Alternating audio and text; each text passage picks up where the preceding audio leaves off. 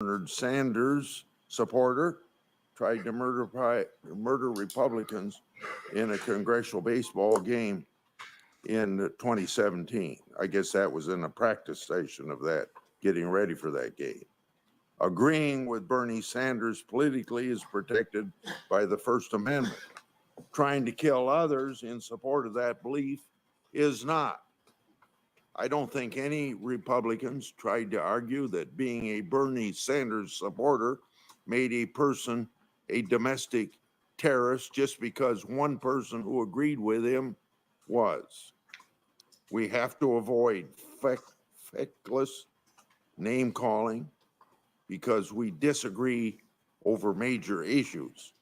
It is unfair, for example, to equate Republican concerns over illegal immigration with racist extremism. And of course, that's profoundly sad.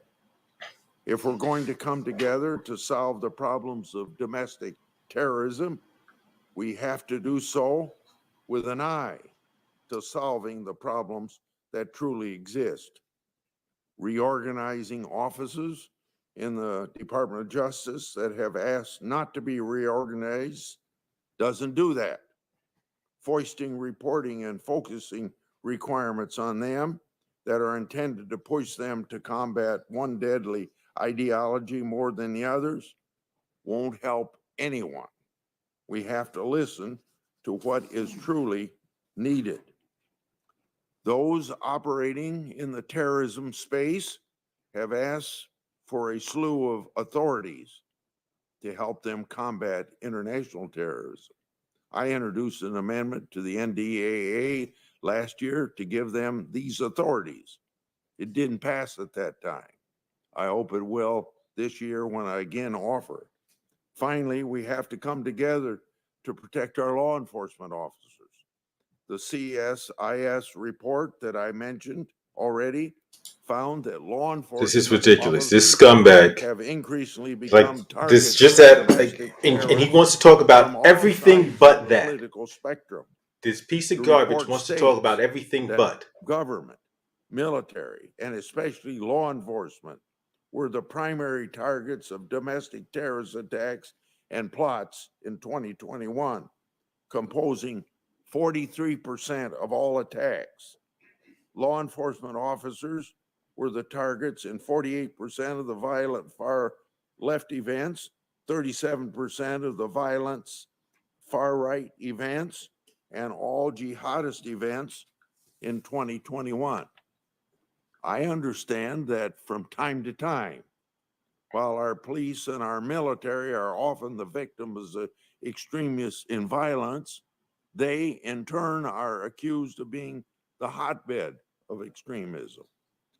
In May of this year, we received an FBI report that stated, quote, available FBI reporting did not reveal RMVE, which is a racist extremist infiltration into law enforcement, end of quote. We've been briefed by the FBI that extremism is no more common in the military than the general population and is not limited to white racism, but includes black racism, Antifa ideology appearing within the ranks. If we're going to be serious about combating extremism, we need to be realistic that the threat is often from outside law enforcement and the military and directed against them, not the other way around. In fact, these baseless accusations of widespread extremism in law enforcement and the military probably only strengthen the likelihood that innocent officers and service members will unfairly become targets for violent attacks. In 2018, members of Antifa in Philadelphia assaulted 2 Marines, believing them to be white supremacists. They weren't, they were Hispanic. It's important that those of us in positions to lead be clear that all violence will never be tolerated. I look forward to working together to do that. I yield. Let me be clear. I agree with you, Senator Grassley. Violence is unacceptable in this constitutional democracy. Today, we welcome 5 witnesses. I will introduce the majority witnesses, then I'll turn to Ranking Member Grassley to introduce the minority witnesses. Mr. Garnell Whitfield Jr. is the former fire commissioner in Buffalo. He tragically lost his mother, Ruth Whitfield, in the Buffalo attack last month. Mr. Whitfield, I know it's not easy for you to be here today in the midst of your loss and grief, but we really appreciate you coming forward so that you can speak for many of the families and friends who had such a terrible time in dealing with this loss. We're also joined by Professor Robert Pape of the University of Chicago. In addition to serving as professor of political science, he's the director of the Chicago Project on Security and Threats. I first learned of your work on one of your television presentations. I'm glad you can be here today to make a presentation. Our final majority witness is Mr. Michael German. Mr. German is a former FBI special agent, currently serving as a fellow at the Brennan Center for Justice, Liberty, and National Security. Ranking Member Grassley, would you like to introduce your witness? Yes, thank you for that privilege. Justin Herdman is a partner in the Cleveland office law firm Jones Day, served as U.S. Attorney for the Northern District of Ohio, 2017 to 21. He was jointly recommended to that position with bipartisan support from our colleagues Brown and Portman. As U.S. Attorney, Mr. Herdman was widely recognized for his success in fighting terrorism and violent crime. He was also vice chair of the Attorney General's Advisory Committee. While a career prosecutor in the U.S. Attorney's Office, he prosecuted the case of anarchist bridge bombers. Mr. Herdman also currently serves as judge advocate in the U.S. Air Force Reserve. We thank him for his service and for testifying today. Jonathan Turley is Shapiro Professor of Public Interest Law, George Washington University Law School. He is nationally recognized legal scholar who has written extensively in areas ranging from constitutional law to legal theory to tort law. Professor Turley is a specialist in questions of separation of powers and the First Amendment, amongst many other things. He has represented numerous high-profile clients in cases raising these areas of law. We also see his thoughtful commentary on cable TV several times a week. Thank you for testifying today. Thanks, Senator Grassley. Let me lay out the mechanics of today's hearing. After I swear in the witnesses, each will have 5 minutes to make an opening statement. Then we'll have rounds of questioning. Each senator will have 5 minutes each. And I ask everyone to try to respect the time limits. Now I'm going to ask, as the tradition of the Senate Judiciary Committee, for the witnesses to stand to be sworn. If you'd raise your right hand, do you affirm the testimony you're about to give before this committee will be the truth, the whole truth, and nothing but the truth, so help you God? Thank you very much. Let the record reflect that the witnesses have all answered in the affirmative. Mr. Whitfield, I'm going to ask you to make the initial opening statement, and then we'll go down the table in order. Thank you, sir. To the members of this honorable body, on behalf of all of the victims who were murdered or injured on May 14th and their families, we sincerely thank you for the opportunity to speak to you today. And though I will be sharing with you some of my family's memories about my mother and the devastation her murder has wrought upon our family, the truth is that I'm speaking on behalf of all of the victims and their families. Mrs. Ruth Whitfield was my mother. She was literally and figuratively the heartbeat of our family and my father's soulmate for 68 years. She was the person who held us together, probably just like your mothers did for your families. What I loved most about her was the way she loved her family unconditionally, sacrificing everything for us. She visited my father at the nursing home where he's lived for the past 8 years almost every day, including on the day she was murdered, to ensure that he got the care that he needed from the nursing home and to supplement that care with their own personal and loving touch. our lives are forever changed, forever damaged by an act of profound hate and evil. And nothing will ever take away the hurt, the pain, or the hole in our hearts.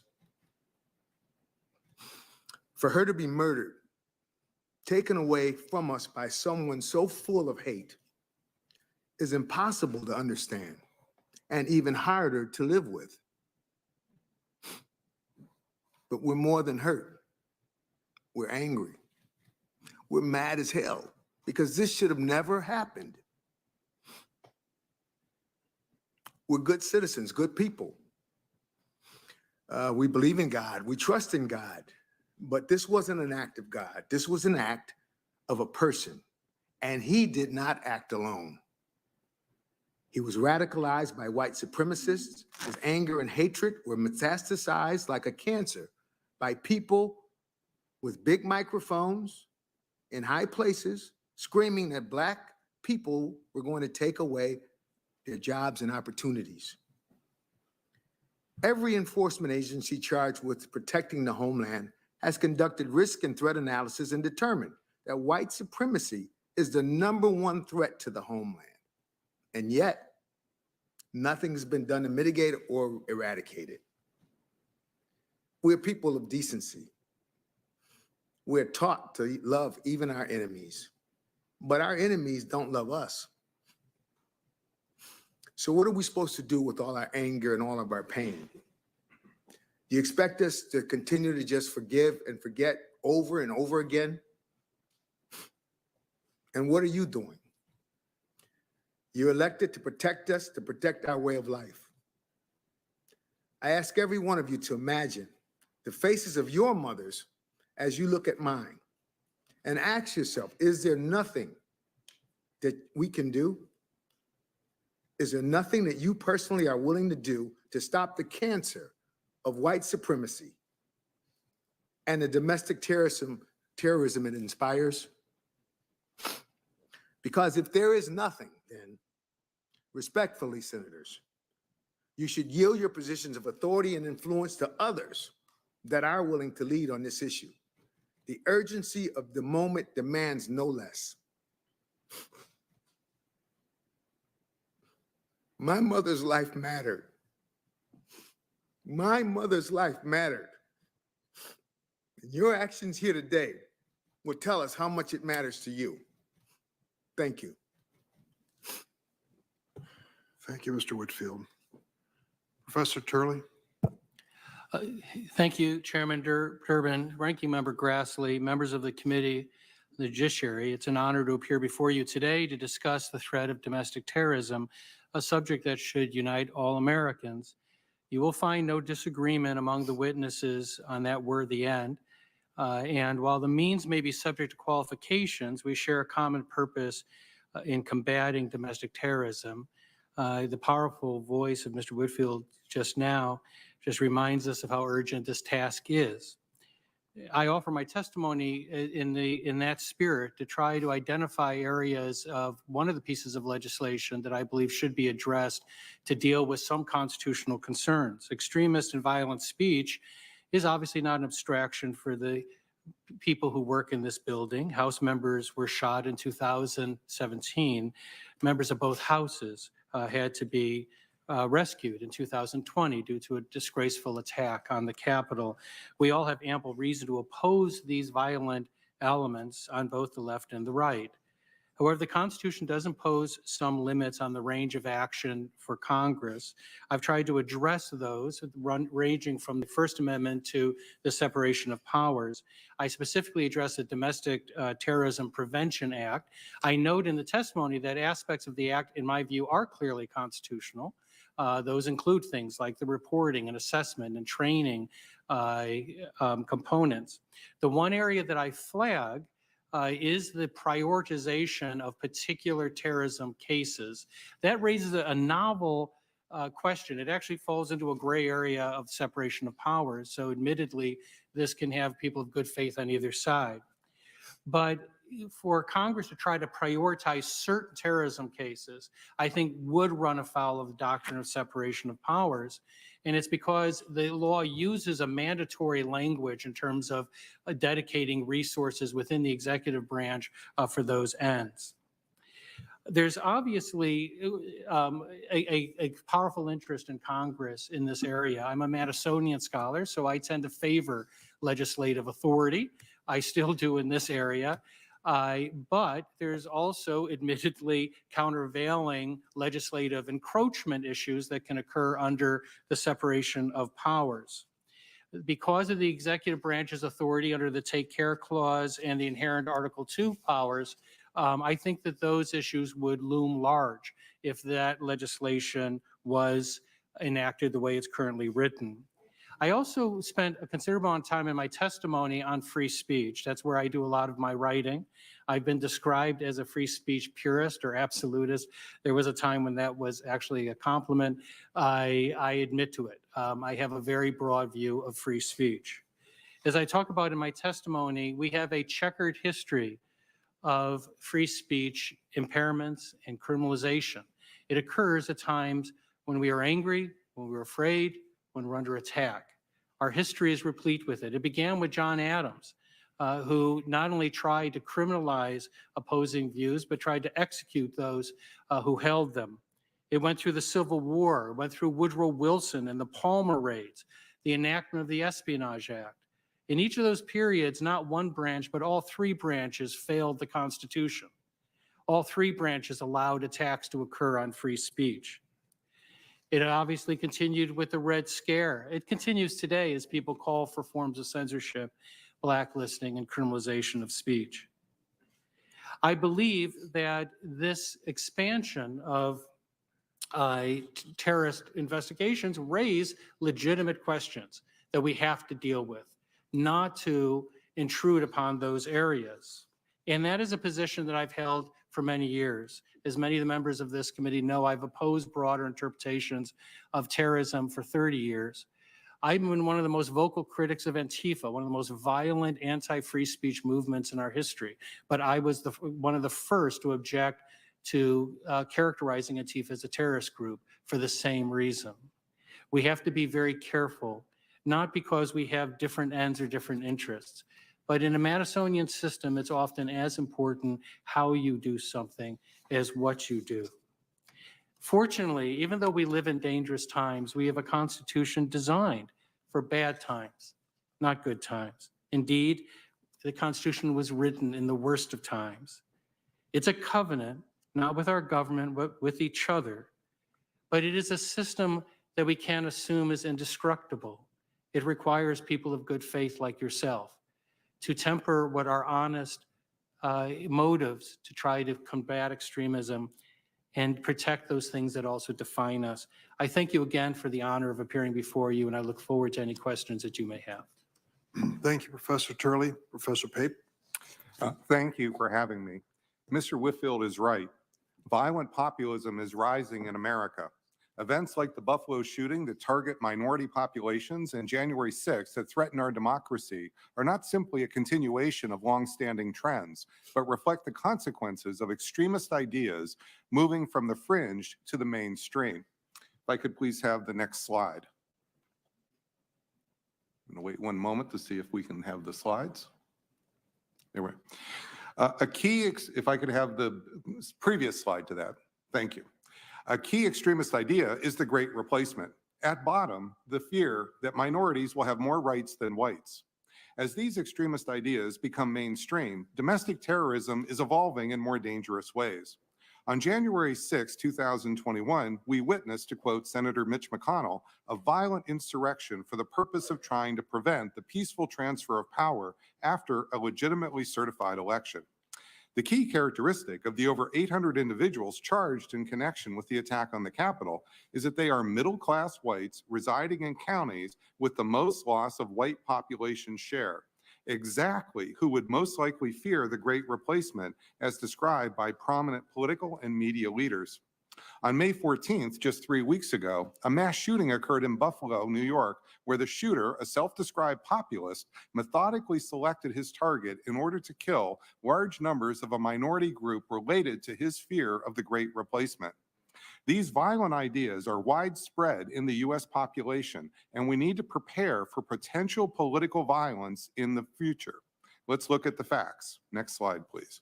The January 6th demographics are striking. Over half of those charged with committing crimes on January 6th were either business owners and CEOs or from white-collar occupations. The last time America saw middle-class whites involved in collective political violence was the expansion of the second KKK in the 1920s. Next slide. Nearly 90% charged were not members of militia and extremist groups like the Oath Keepers or the Proud Boys. Next slide. Their political geography is also striking. Over half of those charged with committing crimes on January 6th came from counties that Biden won, including large, urban, Democratic strongholds like Dallas, Houston, New York City, Chicago, San Francisco, and Los Angeles. Next slide, please. The crucial feature of the counties with insurrectionists is the loss of non-Hispanic white population. The more the county lost white population and became diverse, the much higher rate of having an insurrectionist. Why? Increasingly, some politicians and media figures tell whites they are deliberately being replaced by minorities and destined to become second-class citizens. White decline in one's community can reinforce and seemingly confirm these political and media narratives and have impact beyond electoral politics. Next slide. The Buffalo shooter is a prime example. The shooter's manifesto clearly describes his motive as targeting a minority population to prevent what he perceives as, quote, the complete racial and cultural replacement of white Americans. Next slide. Importantly, the shooter lived in Broome County, New York, which had one of the largest declines in non-Hispanic white population share since 2010, nearly 8%. This underscores that white population decline near their home can influence individuals with violent populist sentiments. To understand the risks going forward, we conducted a nationally representative survey with the respected polling firm NORC at the University of Chicago, fielded in April, just weeks ago. Next slide. We asked respondents whether they agree that Joe Biden stole the 2020 election and is an illegitimate president, and whether they agree that the use of force to restore Donald Trump to the presidency is justified. As you can see, tens of millions of Americans agree with these radical sentiments. Next slide. Most disturbing, we found that 7% of American adults, which equates to 18 million people, agree both that Joe Biden is illegitimate and that the use of force is justified to restore Trump to the presidency. This is important. A key indicator of long-term political violence in a country is the pool of the population that sees political violence as justified, and so this figure is extremely concerning. Next slide. The two main beliefs driving the 18 million are, number one, the Great Replacement, 75% agree with that, and second, the QAnon cult idea. Next slide. We did look at economic and other factors, but the Great Replacement and QAnon conspiracies are the far more powerful drivers. Last slide, please. We need to go beyond prosecution after the fact to prevention. Our country needs annual public reports by law enforcement assessing incidents in which people from across the political spectrum, from neo-Nazis to Antifa, turn to violence so that we can better understand the extent and source of the greatest threats. Our country needs a national conversation based on the facts about the consequences of violent ideas moving into the mainstream. Ultimately, the solutions to violent populism are the pillars that have always guided our great American democracy: dialogue and listening to each other. I look forward to your questions. Thank you. Thanks, Professor Pape. Mr. Herdman? Thank you, Chairman Durbin, and thank you, Ranking Member Grassley, for the invitation to speak before the committee on the vital issue of domestic terrorism.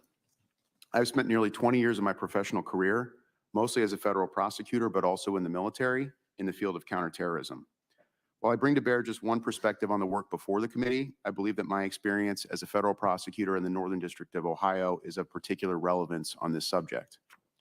The Northern District of Ohio comprises the 40 northernmost counties of the state, and it's a true cross-section of modern America.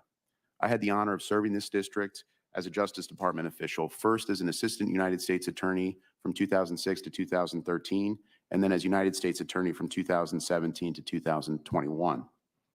The title of this hearing, I believe, is fitting. In my career, I have seen the nature of the terrorist threat metastasize. And by that, I mean that the threat has both spread in that incidents are occurring at seemingly greater frequency, and changed in that the nature of that threat includes different actors offering new challenges to law enforcement. The tools brought to bear against terrorism, particularly domestic terrorism, have had to adapt as well. To help illustrate the changing nature of the terrorism threat, I would point to a few cases from my district on which I either worked directly as a prosecutor or supervised as U.S. Attorney. My early work as a federal prosecutor in the office's National Security Unit was primarily devoted to investigating and prosecuting cases involving international terrorism. But by 2010 in Ohio, we had started to observe an uptick in violent extremism with no connection to international terrorism. One example, in 2012, a group of 5 Cleveland area men who were self-proclaimed anarchists considered a variety of violent attacks, including the G8 summit in Chicago and the Republican National Convention in Tampa. Ultimately, they attempted to detonate an explosive device at the bottom of a support column beneath the Route 82 bridge in Brecksville, Ohio, a bridge that spans a deep crossing in the Cuyahoga Valley National Park, and their intent was to bring down the entire bridge. In 2013, I was part of the trial team that prosecuted Joshua Stafford, who was the only conspirator from that group who went to trial. In addressing my tenure as U.S. Attorney and the varied threat picture that we faced, I would like to start by addressing the danger posed by white supremacists, either in an organized or individual capacity. That threat is profound and it is pervasive. In 2019, a white supremacist named James Reardon was arrested by federal authorities for filming himself with a Nazi-era firearm, and over audio of multiple gunshots and screaming people in the background, threatening a mass shooting at the Jewish Community Center of Youngstown, Ohio. And this is a fitting place to pause, as the Jewish community is one with which I worked very closely as U.S. Attorney. White supremacists pose a serious and ongoing threat to our Jewish friends and neighbors, but they are by no means the only such threat. A case at our office prosecuted in late 2018 demonstrates the complex and serious threat picture faced by America's Jewish communities. Damon Joseph was a resident of Toledo, Ohio. He was a recent convert to Islam and a self-avowed adherent to violent jihad. Having been inspired by online videos and materials produced by ISIS, Joseph became increasingly radicalized in the fall of 2018.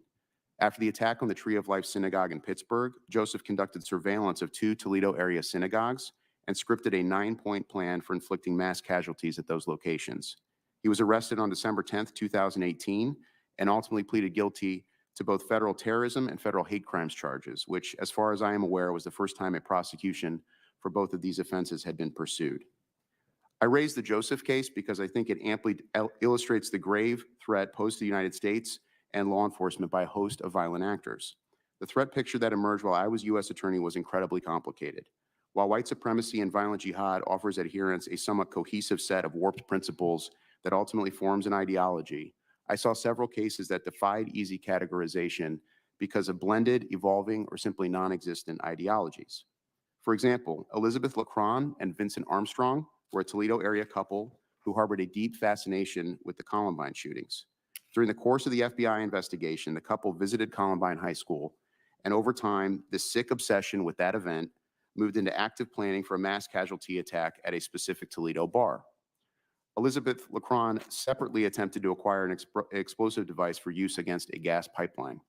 They were arrested in December 2018, and Lacron was ultimately convicted of attempting to provide material support to terrorism in violation of 18 U.S.C. 2339A. 2 more cases, Christian Ferguson and Alan Kenna were both arrested in 2020 in separate cases. Ferguson was plotting to lie in wait for a law enforcement officer and planned to capture or kill them when they responded to a false 911 call. And Kenna had well-developed plans to attack an Ohio high school with explosives and firearms. I focused on these cases, but there are many more from my tenure as U.S. Attorney that kept me up at night as a federal prosecutor and continue to do so today, even though I'm no longer a Justice Department official. Once again, I appreciate this opportunity to address the committee, and I look forward to answering any questions you might have. Thanks, Mr. Herdman. Mr. German. Chair Durbin, Ranking Member Grassley, and members of the committee, thank you for inviting me to testify about white supremacist violence in the wake of the latest mass casualty attack. I'd like to express the Brennan Center's sympathies for the family members of those killed in Buffalo and all communities targeted by white supremacist violence. I've been working on this problem since 1992, when the FBI assigned me to infiltrate neo-Nazi skinhead cells trafficking in illegal weapons and committing acts of violence. While recent attacks have raised public awareness of white supremacist and far-right militant violence, it isn't new. It's been an enduring threat in the United States since its founding. Yet the law enforcement response remains deficient despite deadly results. The FBI does not even collect incident data regarding violence committed by domestic violence extremist groups. Professor Pape discussed the Great Replacement theory, which also isn't new. I agree it's too easy to blame social media for spreading racist conspiracy theories, as they are and always have been part of our political discourse, part of our mainstream political discourse. But policing that discourse should not be a law enforcement matter. The vast majority of people who traffic in racist, hateful theories don't present a threat of violence. Law enforcement should instead focus narrowly on those that do, investigate their crimes thoroughly, and target their instrumentalities. It seems intuitive that effective social media monitoring might provide clues that could help law enforcement prevent that attack. After all, the white supremacist attackers in Buffalo, Pittsburgh, and El Paso all gained access to materials online and expressed their hateful and violent intentions on social media. If somebody had reported this activity to law enforcement, it is presumed the police could act to prevent an attack. But threatening rhetoric is commonplace and not just on social media. In the Buffalo case, threats the shooter allegedly made in school were reported to law enforcement, resulting in a psychological evaluation, but no follow-up. Perhaps that's because broad-scale social media monitoring and see something, say something programs raise so many false alarms that it drowns out threats, overwhelms law enforcement, and dulls their response. Law enforcement's tendency to downplay the threat of white supremacist violence may have also played a role. Unfortunately, while counterterrorism experts acknowledge that white supremacists and far-right militants are the most persistent and lethal threats in the FBI's domestic terrorism program, law enforcement has a history of prioritizing lesser threats, particularly protest movements led by people of color, civil rights activists, peace activists, and environmentalists. Failing to produce domestic terrorism incident data leaves the Justice Department and the FBI free to set priorities based on their own institutional biases. If law enforcement is to be effective in addressing white supremacist violence, it is essential to better understand how the violent element within the white supremacist movement operates. Congress has done its part to provide the FBI with all the authority it needs. 51 federal crimes of terrorism, 5 federal hate crime statutes, organized crime, and conspiracy statutes. The problem is that the Justice Department and the FBI choose not to prioritize white supremacist violence, and they obscure the data that's necessary to drive reform. If a white supremacist murders somebody, the FBI could consider the crime an act of domestic terrorism, a hate crime, or simply a violent crime. If the FBI categorized it as domestic terrorism, the investigation would be well-resourced and robustly investigated. But it often puts white supremacist violence into lower prioritized programs such as civil rights and violent crimes, where by Justice Department policy, most incidents are deferred to state and local police for investigation. When Senator Durbin introduced the Domestic Terrorism Prevention Act in 2017, seeking specific data about white supremacist and far-right militant violence and the FBI's use of its domestic terrorism resources, the FBI instead shuffled its domestic terrorism categories to obscure this data. The Justice Department likewise hides its data about domestic terrorism prosecutions, removing docket numbers from prosecutive data it provides to Congress when it claims domestic terrorism successes. The Brennan Center sued to get these docket numbers, but the Justice Department refused to provide them all, claiming that not all prosecutions that it claims as domestic terrorism statistics are domestic terrorists. The true nature and the scope of white supremacist threat must be understood in order to establish effective reforms. Congress needs better data about this violence and more transparency about how the Justice Department and the FBI use their domestic terrorism resources. I look forward to your questions. Thank you. Thanks, Mr. Chairman. Thanks to all the witnesses. I'm going to start with the 5-minute round. Professor Pape, great replacement theory is nothing new. Some form of it has been around forever. In the United States, we've seen evidence of it with the activities of the Ku Klux Klan during Reconstruction and even into the 20th century. I grew up in East St. Louis, Illinois, in the early 1900s with the Great Migration. There was a visceral reaction against African Americans that led to a race riot in that city, as well as my current hometown of Springfield, Illinois, and that led to the creation of the NAACP. So we've seen this many times over. The only question that comes to my mind is, this a different time? Do you find in your research that the social media approach to information in America is exacerbating this situation? Can we add to that the automatic weapons that are now giving to these madmen who are inspired by this racism the means to kill so many innocent people as they did in Buffalo? Is that the difference? So there's two big differences, sir. First, we have volatile capabilities. Those are the weapons you're talking about, now combined with volatile ideas and beliefs in the mainstream. It's not one or the other. You've got the combination of these two, which is why we're seeing many more of these events in the United States than we are, say, in Britain.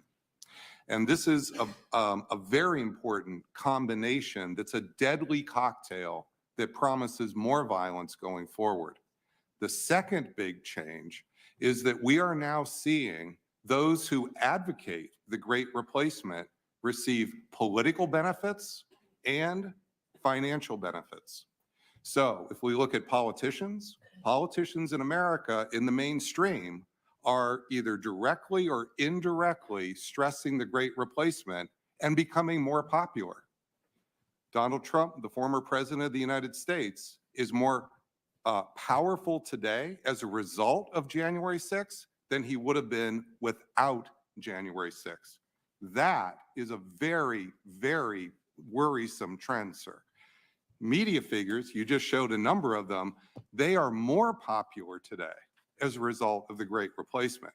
So what we are seeing is we are seeing incentives for more politicians, more media figures to follow in those paths.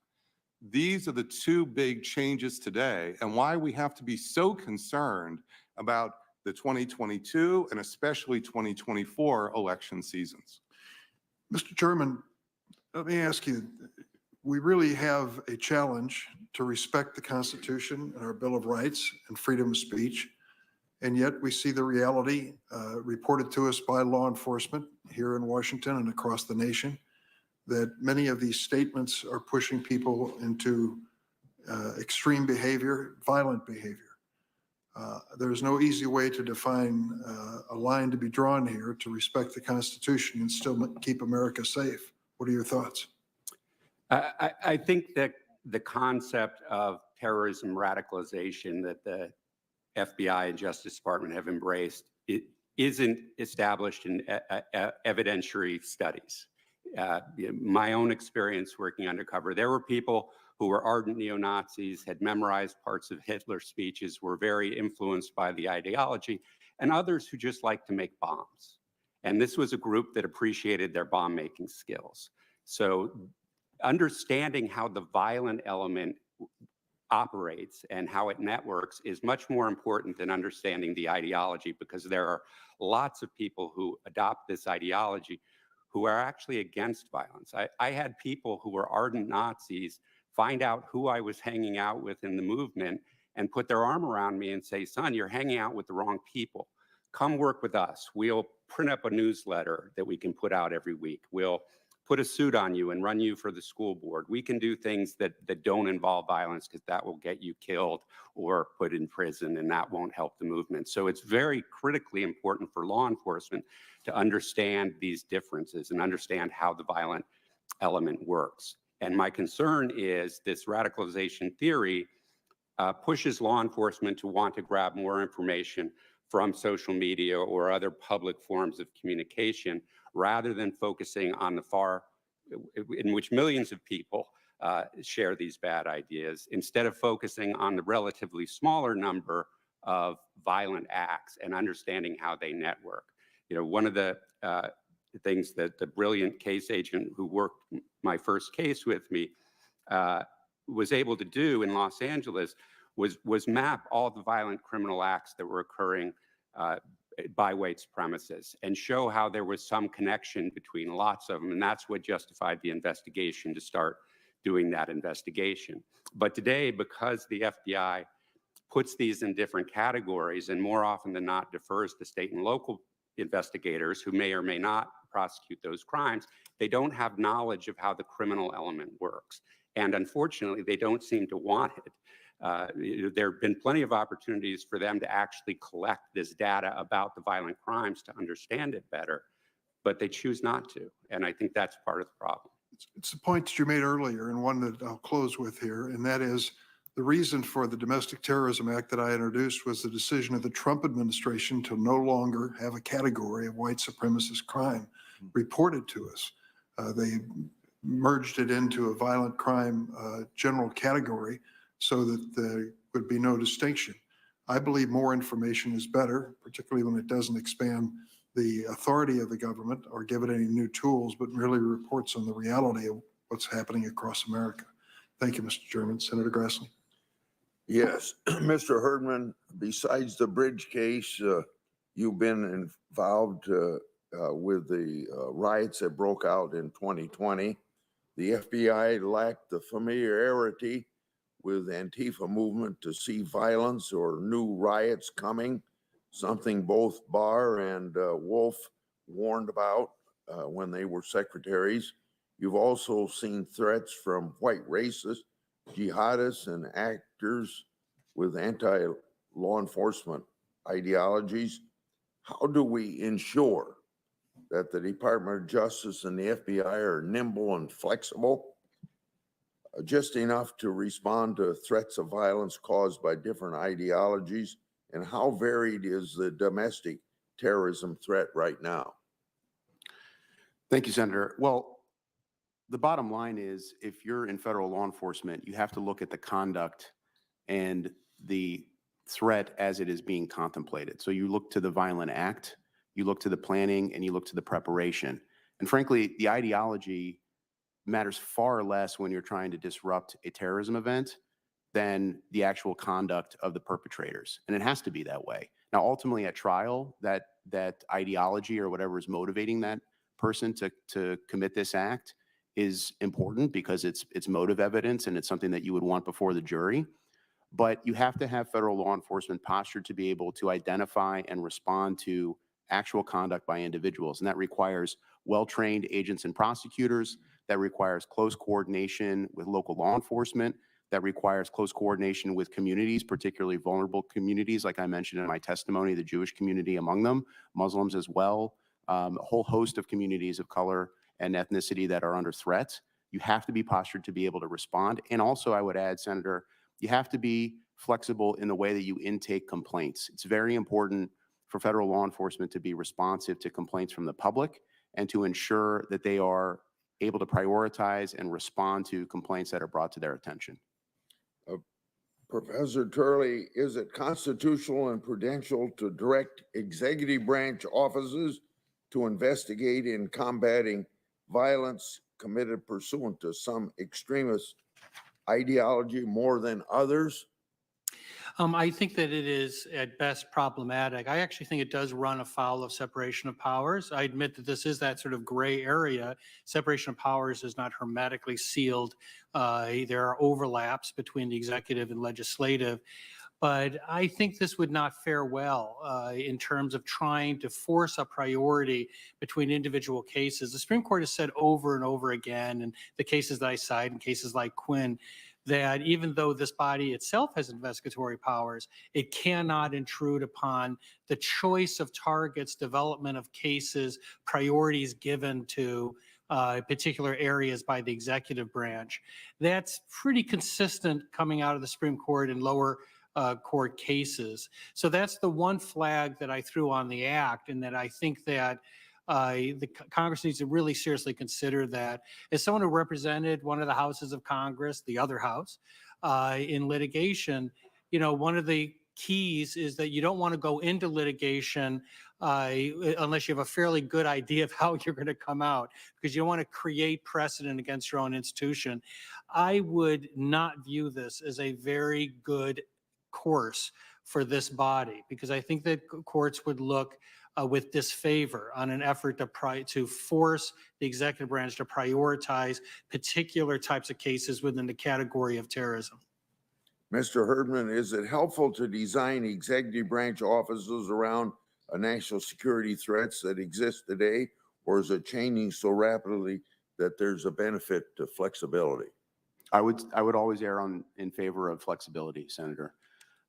There are, in a moment's notice, the entire threat picture faced by federal law enforcement in the United States could change. It could change as a result of an international incident. It could change as a result of some domestic political event. And I think, federal law enforcement has to be able to respond in a way that addresses the threat as it exists today, as opposed to what it was yesterday or what it was in preceding years. We just have to have that kind of flexibility from federal law enforcement. Mr. Herdman, in your testimony, you noted many instances in which civilian communities, such as local Jewish community in Cleveland, were targets of attack. You formed strong partnerships to help you disrupt those threats. We're seeing that police are now increasingly becoming targeted for extremist violence. I've introduced a bill to gather more information on attacks on police. What else can we do to combat the rising tide of extremism, violence directed against the police? Yeah, this is a real area of concern. Again, this is one of those things that does not depend on ideology. If somebody is willing to engage in a violent attack, they've almost always contemplated some sort of engagement with law enforcement. And that leads to, unfortunately, proactive planning by perpetrators when they are actually seeking out to kill, capture, kidnap law enforcement. So I would certainly be supportive of any federal effort to look into the incidents of terrorism directed at law enforcement. And I also certainly would be supportive of any federal measure that would seek to criminalize attacks that are made with the intent of killing law enforcement because of their status. Thanks, Senator Grassley. Senator Leahy. Thank you, Chair Durbin. I appreciate you holding this hearing because I find it difficult to comprehend we're still in this position. We're having the same conversation we've had for years now about domestic terrorism, the racist ideologies motivating violence that are spreading across this country with little or no check against it. Each day and each week seems to bring new tragic incidents. Increasing number committed by individuals who hold white supremacist ideologies. No one should be afraid of being murdered because they went to their grocery store or went to their place of worship or when they go to work, even here in the United States Capitol. And yet that's the reality facing millions of Americans every day. The heinous mass shooting in Buffalo last month is a painful reminder that domestic terrorism, motivated by white supremacists, is still very present and is spreading in the United States. That's not hyperbole, that's a fact. Look to the FBI. They report the number of hate crimes in 2020 was the highest recorded in 2 decades. Nearly half of the domestic terrorism investigations that year involved racially motivated violent extremists. 87% of the subjects of those investigations were white supremacists. Now we have another unspeakable tragedy. 10 individuals killed in Buffalo while shopping at their local grocery store. Something we all died at the hands of an individual who'd been motivated by a racist conspiracy theory. There's going to be accountability for these crimes. We also have to act against the root causes of this growing hate. And as the opening of the chair stated, We need not look further than certain political leaders and media pundits who fan the flames of these ideologies. And in doing that, they give them the sheen of legitimacy. We certainly cannot stand by as they're given mainstream validation. We can be heartbroken, but we must be resolute because lives depend on our ability to extinguish the flames of hatred and violence permeating our country. We say we'll pray for the victims. In my state, we pray that the Congress and all of us will come together and pass real laws that will protect us. We have to stand up to misinformation. We have to act together. This should be above politics. And Mr. Whitfield, I was so moved listening to your testimony and what you said about your mother, Ruth Whitfield. My heart goes out to you and everybody who lost people at the Tops Friendly Markets grocery store. I think of your parents, married 68 years. I think of that as I'll celebrate this summer my 60th anniversary. You said your mother was the heart and rock of your family. I know what that means. What would you like us to know about your mother, Ruth, and how your family's been impacted by that loss? Thank you, Senator. I'd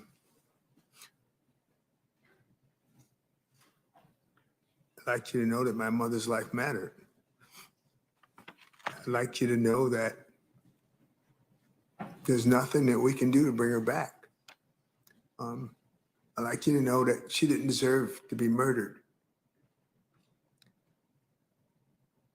I'd like you to know that she was, while she was yet alive, equally frustrated with the banter and the discussions that have gone on for years about white supremacy and inequities within our society. And while she was alive, she spoke vigorously against it. In her death, we're here to carry her legacy forward.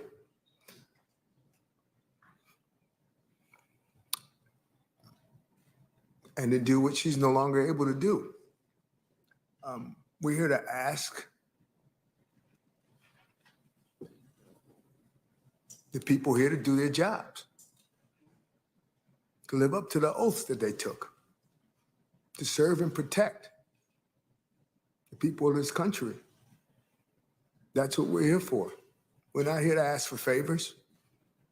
We're not here to debate this. This has been going on. You know, this didn't start with my mother's passing. This has been going on my whole life. I was born Black, and I was treated differently from the day I was born in this country. And it's time we stood up and recognized that. It's not okay. And we can't keep ignoring it. Thank you, sir. I thank you. And I pray that we will do the right thing for all Americans. So in my family, for my Black grandchildren and my white grandchildren, I pray we do. Thank you. Thank you, Senator Leahy. Senator Lee. Thank you, Mr. Chairman. Professor Turley, I'd like to start with you, if that's okay. You recently wrote about the cases of two attorneys, Collinford Mattis and Aruj Rahman. Each of these two defendants was facing domestic terrorism charges based on allegations that they'd thrown a Molotov cocktail into a police vehicle during the Antifa riots during the summer of 2020. Despite pleading guilty last year to one count of possessing and making an explosive device, which, as I understood it, should have carried with it a 10-year minimum sentence, the Biden administration, if I understand it correctly, has just agreed to a new plea agreement that will result in just a few years of prison time. Professor Turley, are violent attacks on police officers with explosive devices under this circumstance, are they domestic terrorism events, or are they domestic terror threats? Well, they certainly can be under the definition that you have at 18 USC 2331. It can fit into that. You know, there are arguments to be made why they decided to downgrade that case from terrorism. And the plea that you referred to didn't receive a huge amount of condemnation because it was still, as you noted, a plea to an offense that was a 10-year offense. It's to keep in mind, one of these individuals was trying to hand out Molotov cocktails for other people to throw them. And the other one, when she was arrested, said that it was unapologetic and said that they only understand violence when we speak through violence.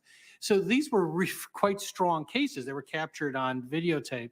So it was surprising when the Department of Justice came in and said, we're going to let you withdraw the earlier plea and then plea down. And as a criminal defense attorney, I thought it was really quite astonishing. I've done national security litigation. I haven't seen anything quite like that double step down with to remove the earlier plea. So I think it was very controversial. And I'm saying that I want to emphasize that I think people of good faith can say that the original designation of the case is terrorism.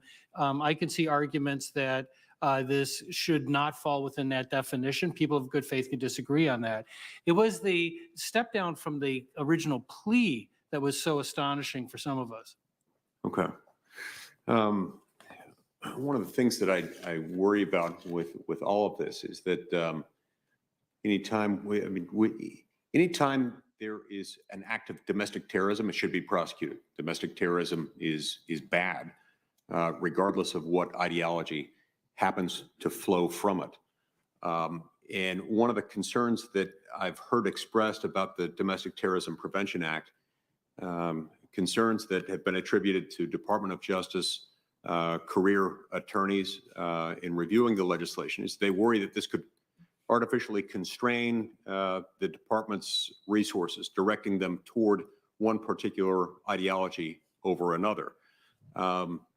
With domestic terrorism, as in so many other areas of criminal law, there is a high likelihood that what's big one year might change the next year.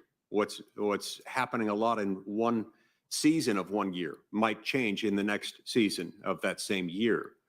So my concern would be if we start adopting legislation that directs our activities, devotes more resources to one particular ideology over another, that might leave prosecutors flat-footed when the circumstances change, and that could create other problems. Now, Mr. Herdman, what would be the practical result in your view of various executive office reorganizations that would be required within the Department of Justice under the Domestic Terrorism Prevention Act? Well, I think, one concern that I would have is from the perspective of, say, a rabbi in suburban Cleveland, whether the threat to my synagogue is from a white supremacist or it's from a violent jihadist or it's from some other group, that doesn't matter to me as much as the fact that there is a threat that's existent, and federal law enforcement has to be able to respond to the threat to that particular target. So I would worry a little bit about escalating or elevating a particular threat profile because you may unintentionally lose sight of other threats. I think it's better to have a flexible federal law enforcement response, Senator. And while I've got you on this point, I wanted to ask you about something that in the aftermath of the extensive violence that occurred in the summer of 2020, particularly in Portland, Oregon, federal prosecutors brought actions. They brought federal charges against 97 defendants. Now, there were other defendants who were charged in connection with those riots, many of them in state court. These 97 were just the federal charges brought in that district. 58 of those 97 have now been dismissed. Now, I know you're a former U.S. attorney. When I was a federal prosecutor, it would have been unusual to dismiss such a large percentage of any category of indictments that had previously been issued.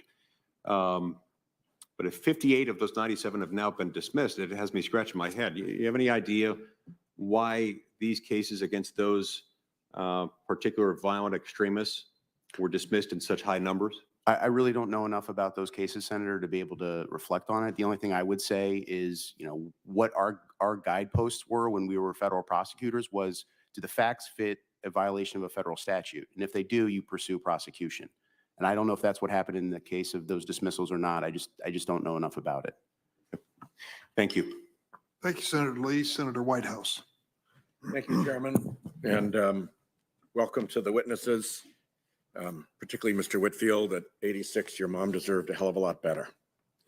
I want to welcome Mike German in particular back to the committee, because when he got off his undercover work with the FBI, he came to Rhode Island when I was U.S. Attorney and was one of the agents in our FBI field office. And I've had the chance to see the quality of his work firsthand, so it's great to have him here. Couple of questions. Let me start with Dr. Pape. Does history show incidences when violence against a population was preceded by propaganda against that population? Yes, sir. Northern Ireland is probably our key case we should focus on. In Northern Ireland, there was community support for violence among Catholics in the late 1960s, immediately preceding the rise of the IRA. So let me jump in and ask if the lesson of history here is also that sometimes the propaganda against that population is deliberate. Yes, sir. The key part of the deliberate that matters, and this is also critical in the Great Replacement, is the intentionality that's attributed to the actor being evil, malicious. So what you saw on the video that Senator Durbin showed wasn't just simply claims of demographic change. The core part, the anger that creates the violence, is the malicious intent ascribed to those political actors. And Mr. German, are there indications that propagation of Great Replacement theory is deliberate? Certainly. And I think it's important to make a distinction between people on the internet saying things that are troubling, people without any position of authority, and authority figures saying those same things. Because when an authority figure says that, somebody who has actual power, it presents a different opportunity to somebody who chooses to be violent, that they're no longer criminal. They are part of a government faction that is encouraging them to commit this violence. So the calculus they have to make is much easier to make, which is why I think that they could amass such a large amount of people that they could actually overwhelm the Capitol Police and assault our democracy. So I think those having authority figures repeat these racist conspiracy theories is what's different now than from when I was working these cases. So let's go back to before authority figures start repeating these theories. And let's go back to their propagation. I believe Dr. Pape suggested that their history shows that before you get to violence against a population, very often there's a deliberate campaign of propaganda targeting that same population with the purpose often of fomenting that violence. You've said that there are indications that propagation of Great Replacement theory is deliberate. If there are indications that Great Replacement propaganda is deliberate, are there indications not just of what authority figures might be spouting it, but about who is creating it and pushing it out into the internet and into society? Again, the Great Replacement theory isn't something new, right? The European colonization of the quote-unquote New World was a white supremacist program.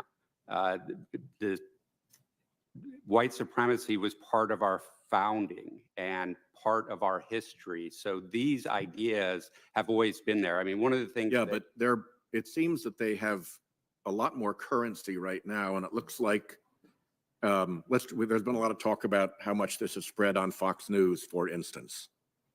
Do you think that Fox News is creating this as original content within Fox News? Or do you think there are entities or an enterprise of some kind that is creating the content to be fed to Fox News? Dr. Pape. So once we have these ideas in the mainstream, sir, the mechanism of their propagation is not a little secret cell somewhere or, let's say, Russian bots. It's the incentive structure of the system.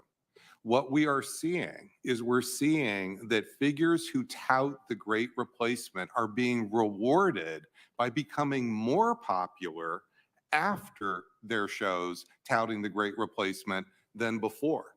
What we're seeing are politicians becoming more popular, receiving more votes by touting these ideas than before. What we're specifically Donald Trump, our former president, highly unlikely to have the political power he has today were it not for January 6th and the ideas underneath that. So what we're seeing, sir, is once these ideas move into the mainstream, the mechanism is no longer a secret cell organization that's, we just got to go root it out. It's unfortunately the incentive structure. And that's why we need a big conversation in the country about this, because otherwise that incentive structure is just going to drive us to more violence. Well, with my time expired, let me follow up with questions for the record. Thank you, Chairman. Thanks, Senator Whitehouse. Senator Blackburn. Thank you, Mr. Chairman. Mr. Whitfield, we all express our condolences to you and your family for your loss. Mr. Herdman, I'd like to come to you and kind of pick up where Senator Lee left off. When we talk about the requirements that the Domestic Terrorist Prevention Act puts in place on DOJ, DHS, the FBI, and you're looking at the organizational structure of the agencies involved in this, and your work and experience as a U.S. attorney, your experience leading that group in the advisory committee. Talk to me a little bit when you look at reorganizing the changes that are mandated, how that affects the resources and then the structure at the agency and out in the field. Just very quickly, kind of wrap that up. Well, any reorganization or restructuring is necessarily going to drive substance and what the ultimate outcomes are going to be. So if there are changes that are mandated by FBI headquarters, for example, that trickle down to the individual field offices, where there is a prioritization of one type of crime or one type of motivation over another, you would expect to see, as you would in any large organization, the individual members of that organization. Okay, so let's go back to that as far as that trickle down goes. And from the comments of Professor Turley and also from you, and looking at this legislation, it appears that it would narrow the focus instead of expand the focus, looking at domestic terrorism. And I think that we want to make certain that all forms of domestic terrorism, that there are eyes on all of those threats. And someone had mentioned earlier the need for flexibility in the agency. So pick up from there. Yes, Senator, that was me, I think, actually, who talked about flexibility. And again, I would just point to what we should expect from federal law enforcement is an analysis of facts. And I would, again, emphasize this point. I don't think ideology is as important when you're focusing on facts. You want to see what the conduct of the individual is, how imminent the potential harm is, what they're planning to do, and most importantly, what they're planning to attack so that you can help defend and protect it. And that is devoid of any sort of analysis of the ideology, because you have to focus on what the person is capable of. As I pointed to in my written testimony, plenty of cases where people had no discernible ideology, but they put our friends and neighbors in Northern Ohio at risk, and we had to respond to that. Okay. Professor Turley, I want to come to you. You talked a little bit earlier about free speech and political free speech, and I know you have always been an advocate for protected political speech. So I'd like for you to talk a little bit more about how law enforcement can differentiate between political free speech and extremist threats as they track and investigate and monitor terrorism. Thank you, Senator. I think that the key distinction here was drawn by Mr. German, but also Mr. Herdman, that it's not ideology, but actions. It's what people are doing that the FBI has to discern. We have a really wicked brew of hate in this country. The only common denominator are people who are consumed by hate. And the FBI has to go and try to isolate what are the threats that are greatest against the country. And the concern from the free speech community, and I'm not alone in that, the ACLU has also raised questions about this prioritization, but also the expansion, more of the expansion, I should say, for the ACLU of domestic terrorism investigations. The concern is if you tie a particular ideology as a criteria or element for an expansion of domestic terrorism. Section 2331 is fairly general. When you read it as a civil libertarian, sort of alarms go off because you're like, wow, you could put a lot of stuff covered by this provision. But for that, one can understand that you have to write more generally. But it also means that the application of that language is really important. So if you combine a focus on an ideology, it really raises concerns among the civil liberties community. Because keep in mind, the Palmer raids, some of our worst periods of time had that trigger. You know, that we were arresting communists, anarchists, socialists, because their views were viewed as inimical or dangerous to the country. Thank you. Thank you, Mr. Chairman. Thank you, Senator. Senator Hirono. Thank you, Mr. Chairman. I thank all of our witnesses and Mr. Whitfield, our deepest condolences to you on the loss of your mother, who sounded like an incredible person. We've been talking a lot about the ideology that drives the kinds of mass shootings in our country. But in listening to some of the responses to questions, I think that a large factor and a large part of the kind of mass shootings that occur in our country has to do a lot with, regardless of ideology, with the easy access to guns that we have in our country. I'd like to ask each of you, do you agree that the easy access to guns is a significant driver of and a factor in mass shootings in our country? We'll start with you, Mr. Whitfield, and go right down the line. Thank you, Senator. Yes, absolutely. Gun access is certainly a driver of this violence. It's certainly a large part of the problem. But I would say that it comes under the banner of white supremacy. It's just one of those things that are contributing to it.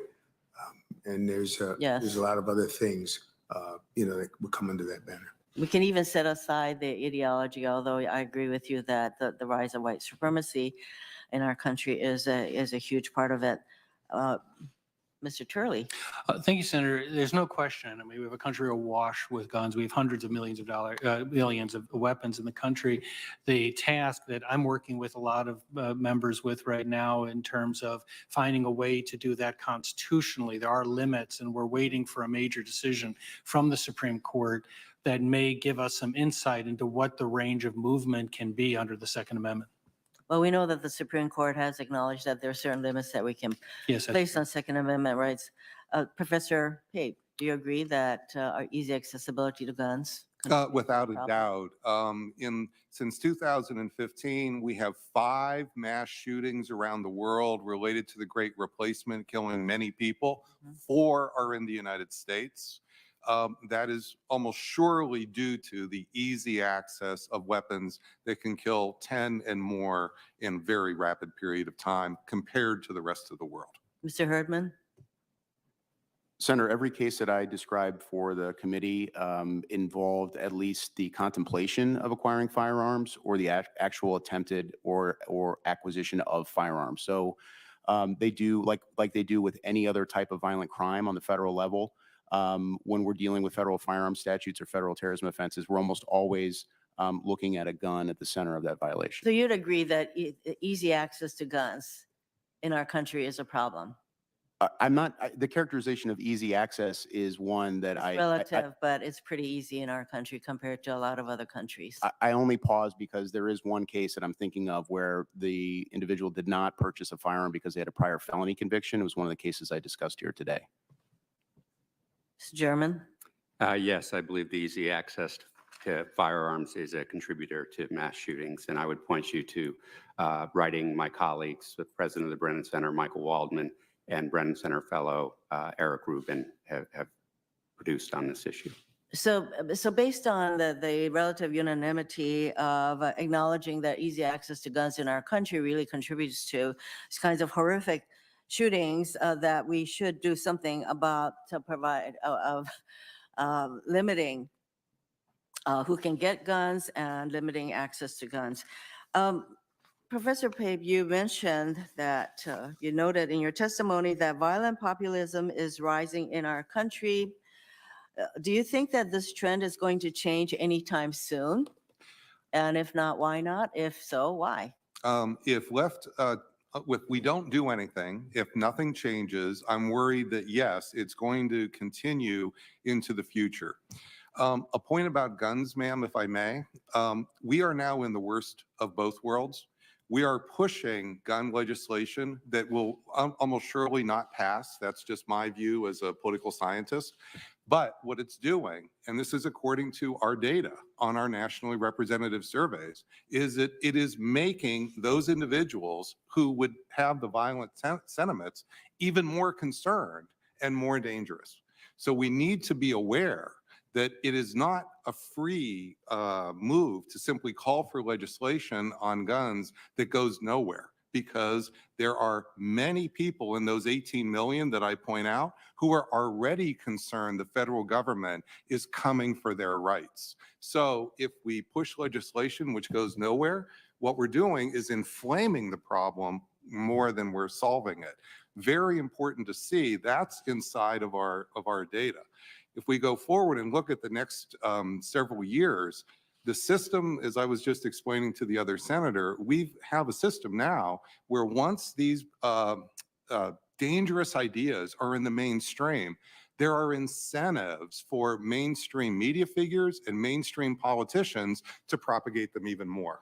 And those incentives are not exactly they want violence as much as there are benefits. And we've seen this in other countries, in India, Northern Ireland, where politicians and media figures push dangerous ideas to gain votes or to gain media popularity, and they accept or they don't notice or they don't understand that it's also creating violence as a byproduct.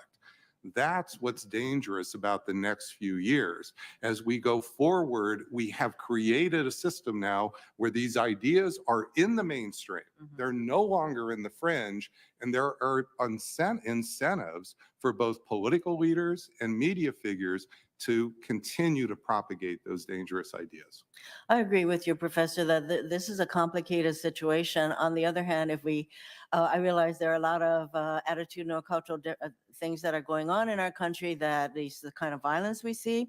On the other hand, if we do not enact some kind of legislation, for example, Hawaii has some of the strictest gun safety laws, and note that Hawaii has the lowest incidence of gun violence of any other state. There is a cause and effect going on here.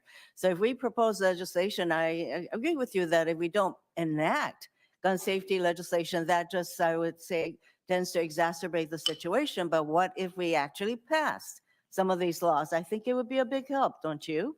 Yes, absolutely. Thank you, Mr. Chairman. Thank you. Thanks, Senator Rono. Senator Coons. Thank you, Chairman Durbin, and thank you for holding this important hearing. To Mr. Whitfield, thank you for sharing your memories of your mother.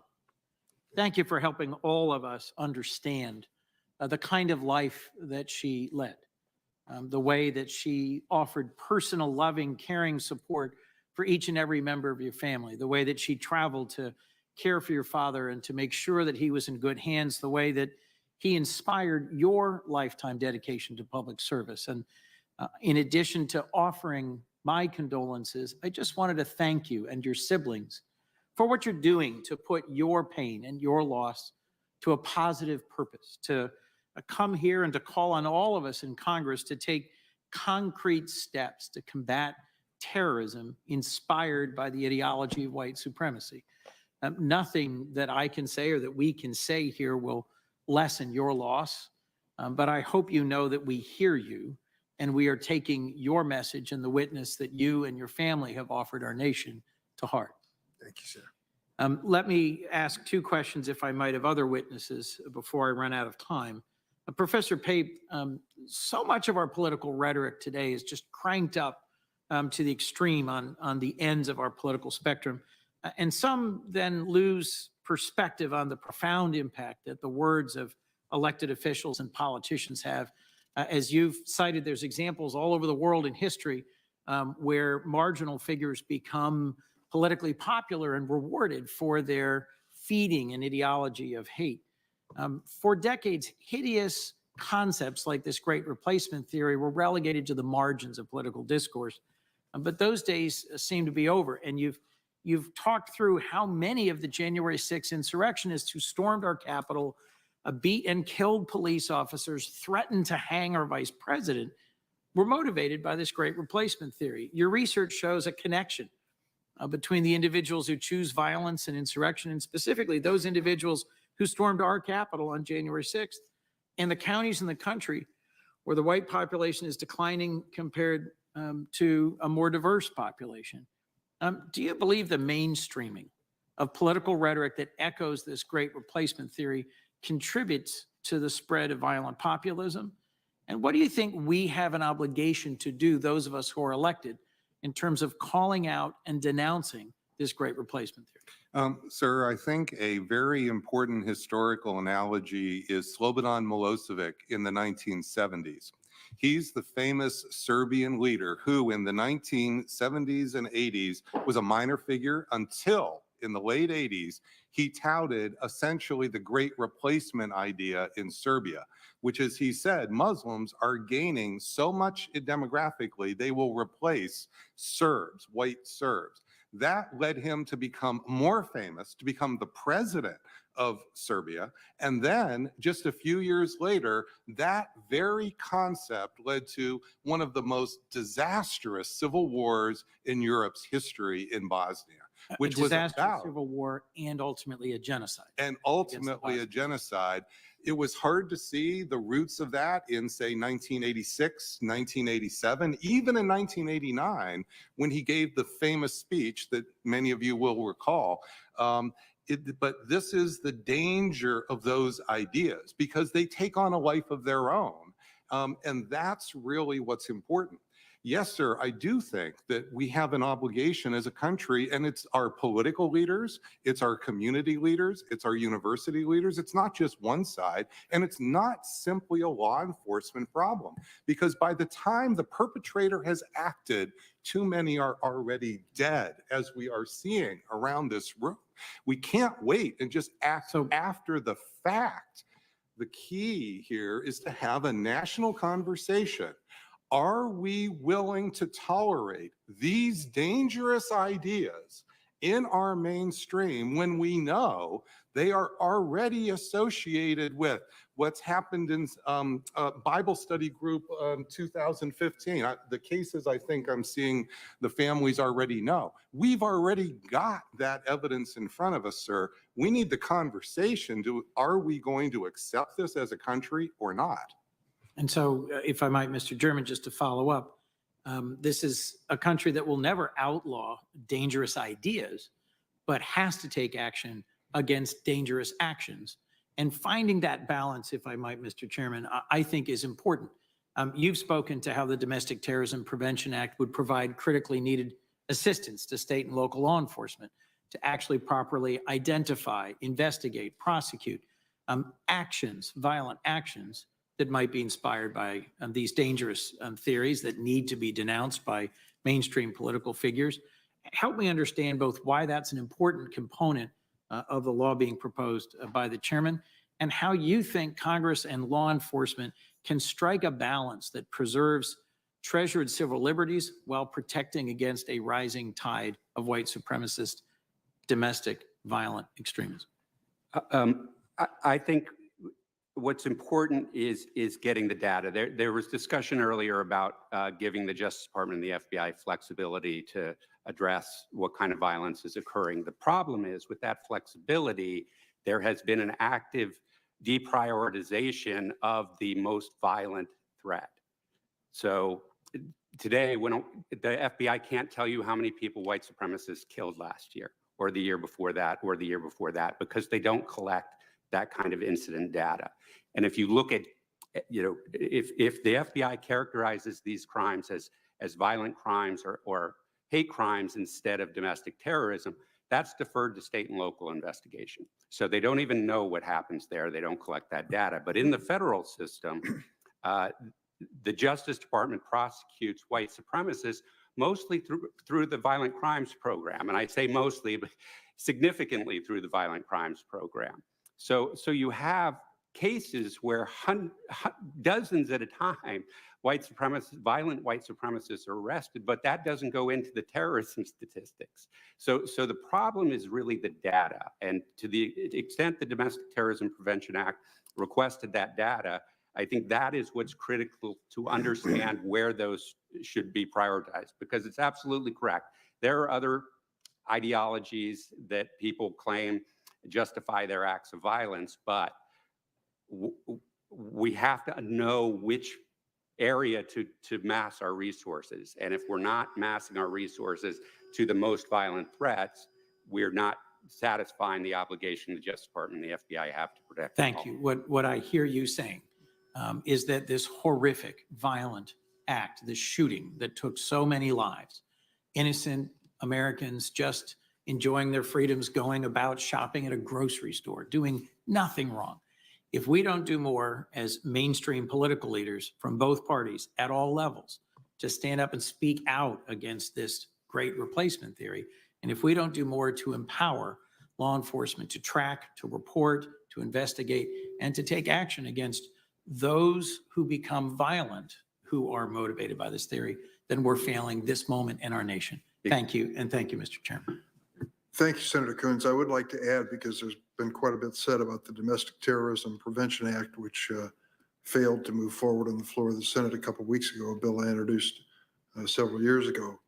That bill requires reports to Congress on all underline domestic terrorism activity with a breakdown by specific category.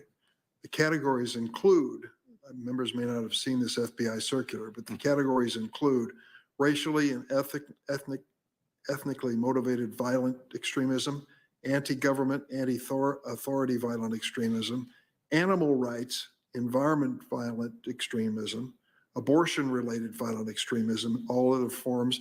What we did in the bill that I brought to the floor was require that white supremacist terrorism be restored as one of those categories. It was eliminated under President Trump. So this notion that we're keeping it all generic is not true. The FBI already delineates, and what we were doing is reestablishing a category. Senator Booker. Thank you, Mr. Chairman. Mr. Whitfield, it shatters me that you have to be here, and the pain that you and your family are enduring is unimaginable. I want to thank you for turning your pain into purpose. Coming down here has got to be very difficult. And the fact that you're testifying before Congress on these issues just shows me what kind of mother you had. Yes, sir.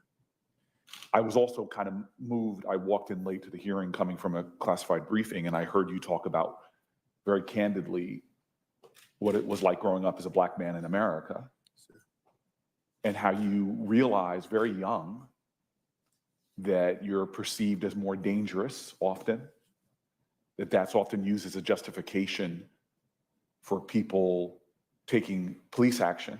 We know that Blacks are more likely to be killed by the police. We know that implicit racial bias. You have study after study that shows a Black person, a white person in this country accused of the same nonviolent drug crime, the Black person will get longer sentences.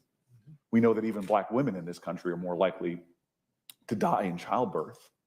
even when you control for race and education, because their pain is not perceived to be taken as seriously. And the kind of subtle dehumanization that often comes. And what's moving to me about you is that you understand that this is not about black versus white. Right. This is us. We're all in this together. And that we are a nation that needs each other far more than we realize. And I think on that fateful day in Buffalo, we realize the danger of allowing hatred in any form in our country to fester. Because that hate is not just visited upon one, its effects and impacts are felt directly by families and communities, but it tears at the overall fabric of our democracy. Yes. Mr. Pape, I think your testimony was really moving to me, and because this is about the hope of our democracy. It really is. I have never imagined that I would be this worried about the future of our country. And the mainstreaming of these ideas begins to undermine the necessary cohesion for a democracy to function. This is the great question in America's history, and every generation seemed to answer it the right way. Will we get better at being a multicultural democracy? Will we not let the hate of the Irish, the hate of Catholics, the hate of Southern Europeans, the hate of Asian Americans, will we not allow that to undermine the highest ideals of humanity that this country represents? And so I feel like we're on a perilous precipice. I think that so much of this, when I turned on my TV and saw that the January 6th riots, so many of them had anti-Semitic symbols and racist symbols. And so I know from your data that you had that this is not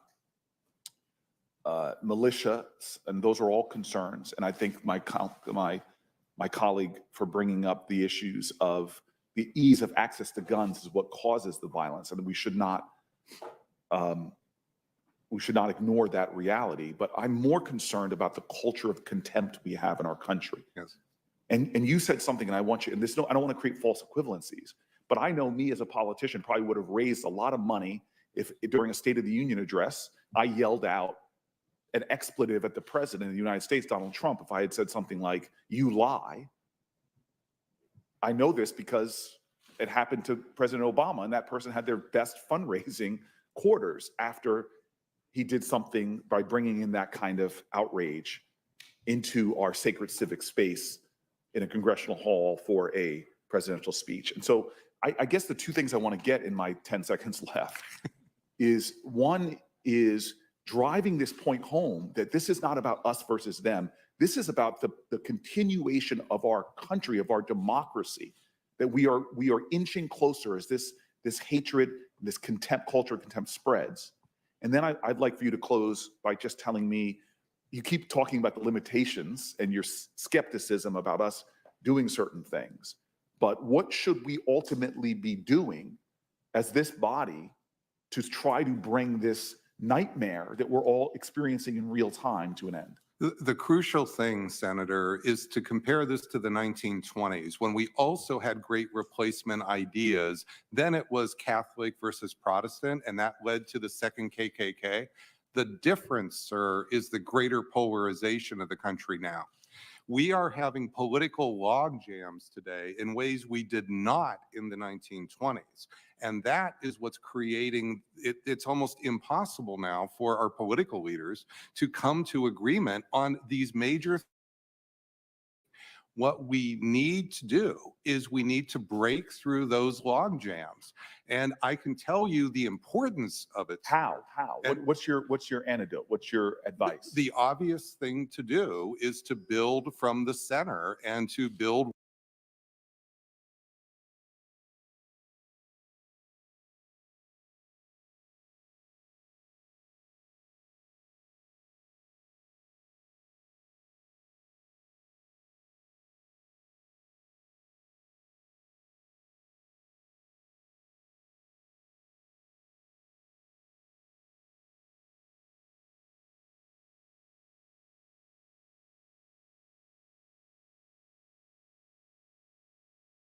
Day.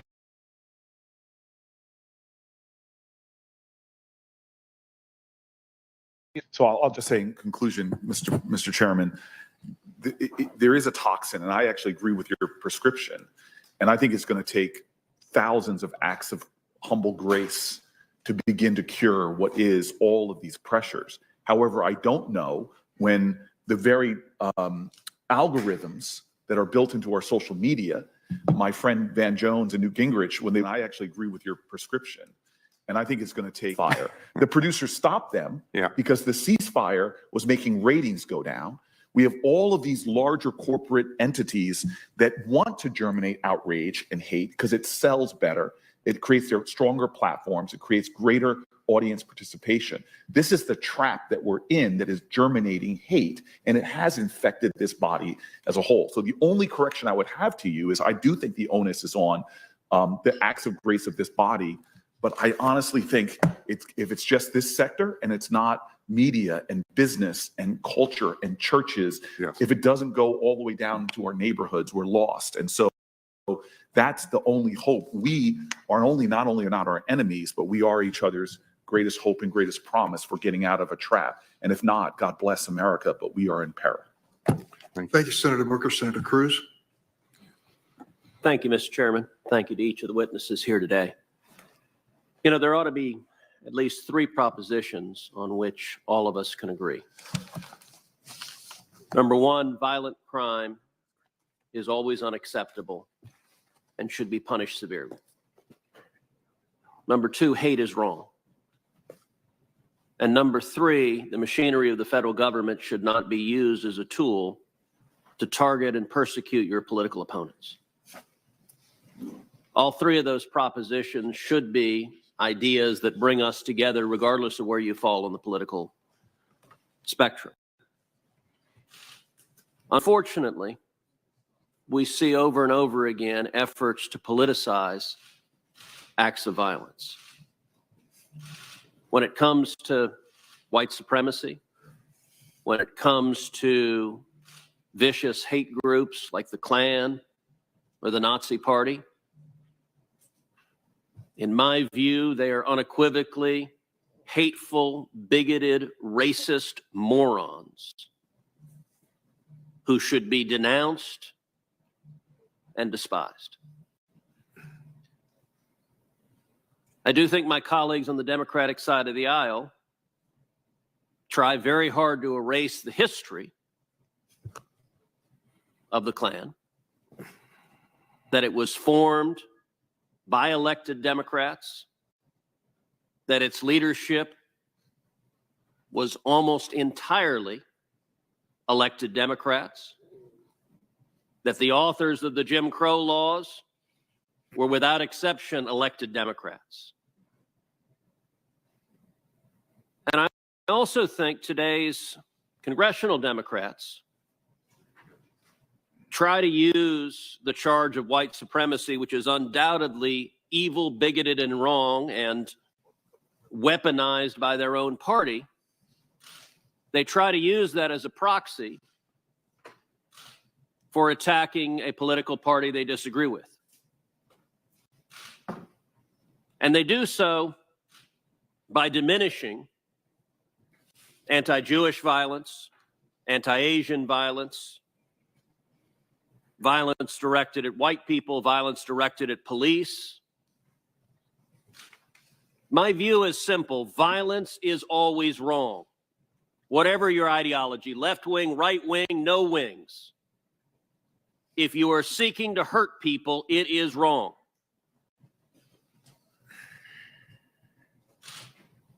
Is violence from white supremacist hate groups. The Brooklyn subway shooter was a known black supremacist who called for racial violence.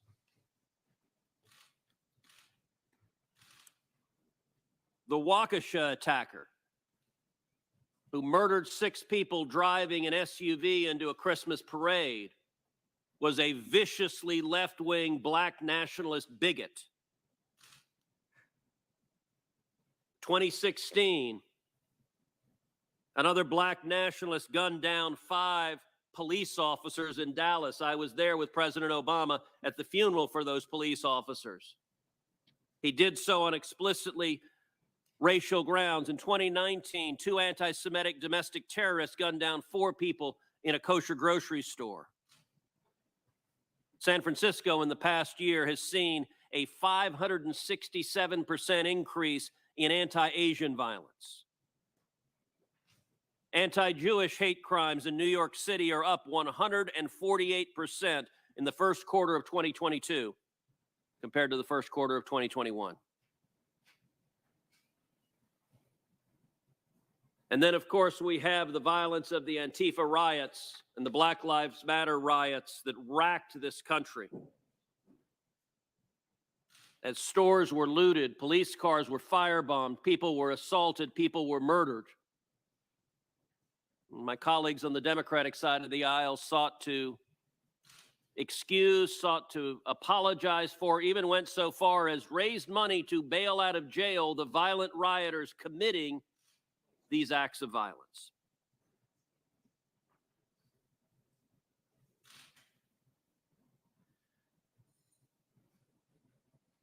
When it comes to violence, the Department of Justice should not treat it as an excuse simply to target the political opponents of whatever administration is in power, Republican or Democrat, but instead, violent crime should be prosecuted vigorously across the board to keep people safe.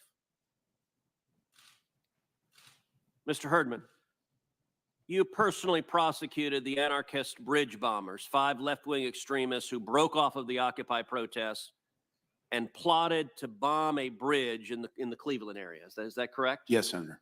Can you describe that case and what you encountered there? Well, it was an evolving threat picture. There were a number of different attacks that were contemplated as I spoke to in my written testimony. There were discussions about going to Chicago and engaging in attacks on NATO or G8 summit that was held that year. They also discussed attacks in Tampa with the Republican National Convention being held there that year, and ultimately settled on a bridge in the Cuyahoga Valley National Park.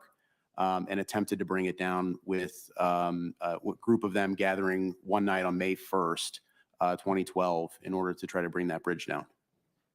In your judgment, do policies that result in giving a slap on the wrist to violent criminals and violent terrorists, that release people who commit riots and acts of violence, release them with minimal to no jail time, do those policies protect society? Do they keep us safe from violence? One of the advantages of being a federal prosecutor was we typically got people held on bail, and we typically had very strong penalties for when they were convicted of a federal crime. And if we were going to hold somebody accountable under federal law for a violation of federal criminal law, those were my expectations as a federal prosecutor, that they'd be held on bail and that they would get a severe sentence as a result of a violent crime. Thank you. Thank you very much. Senator Durbin went to vote. And so I just want to start out by noting that the intelligence community has identified racially or ethnically motivated violent extremists as a category of people most likely to conduct mass casualty attacks. I think we have an agreement on that.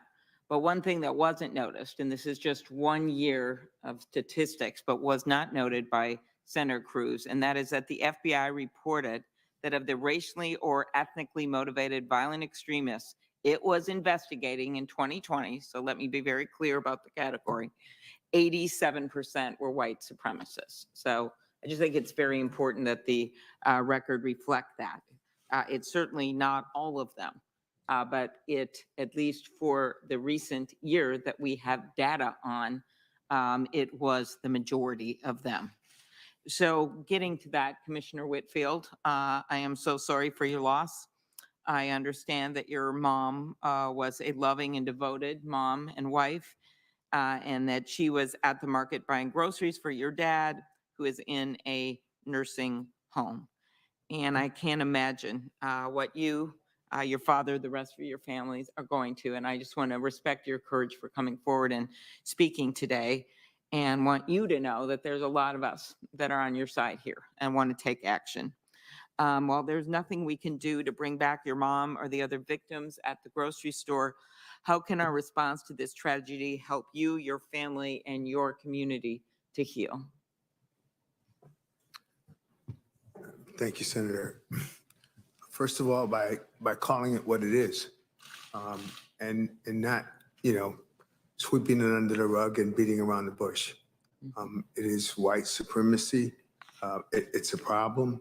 And this young man, though he pulled the trigger, others loaded the gun. Others fed him. Others radicalized him. All of the things that we've been talking about here today contributed to his racist, evil behavior. And until we start holding those entities accountable and calling them out, we're not going to be able to do anything about this. There's a lot of talk about whether you deal with the ideology or you deal with the acts. The truth of the matter is, if you just deal with the acts, you're never going to stop it. You're going to be after the fact all the time. How do you stop it? You have to deal with the ideology. You have to start at the root if you're going to ferret this thing out. So you're asking what you can do.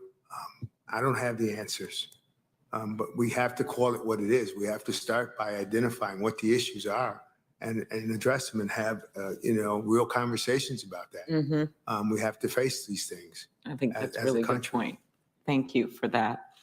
Mr. German, white supremacist violence is just pointed out.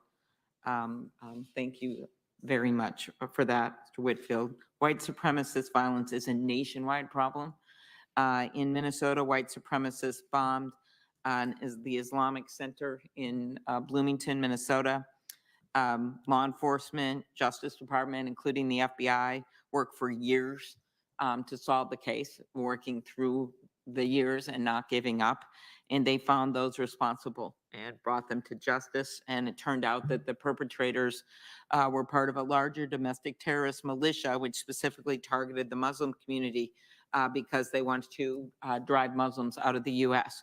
Can you talk about why it is important for law enforcement officials to identify crimes as domestic terrorism, getting to the point that he just made, when they occur, because of the signal that sends, but also the importance of categorizing and keeping track of the crimes in that way?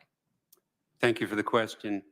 Yes, I think it's critically important to understand the criminal acts and focus for law enforcement on the acts. It's for the rest of us, and certainly people in positions of authority, to denounce hateful ideas and conspiracy theories for the lack of accuracy there. But for law enforcement, they need to focus on the actual criminal activity to make sure that they are not infringing on First Amendment rights of people who are just expressing their ideas. But there is plenty of that activity out there that law enforcement today puts into different buckets that deprioritize or don't even have the FBI and Justice Department looking at. And that's the critical part, is we need to call like things like and make sure that this information isn't being lost, because it provides intelligence that can be used to help prevent the next thing. Thank you. Welcome back to the committee, Mr. Herdman. The FBI-led Joint Terrorism Task Forces, which operate along with U.S. Attorney's Office across the country, are on the front lines on this effort to address domestic terror.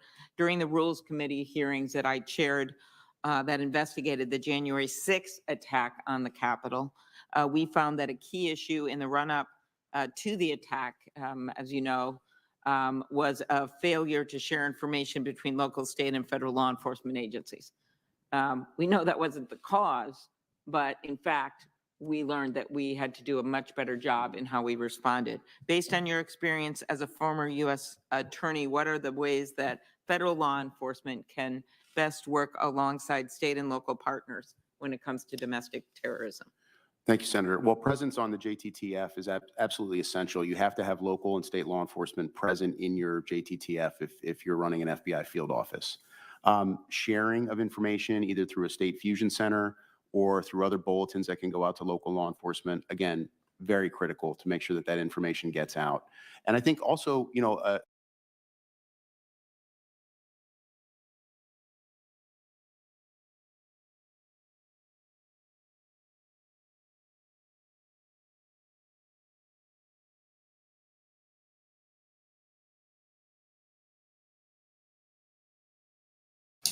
Hold on, I'm going to pull it right back up. That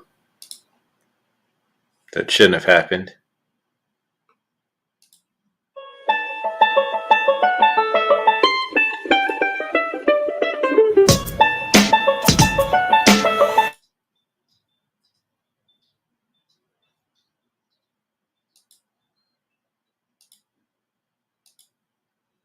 Okay, there we go.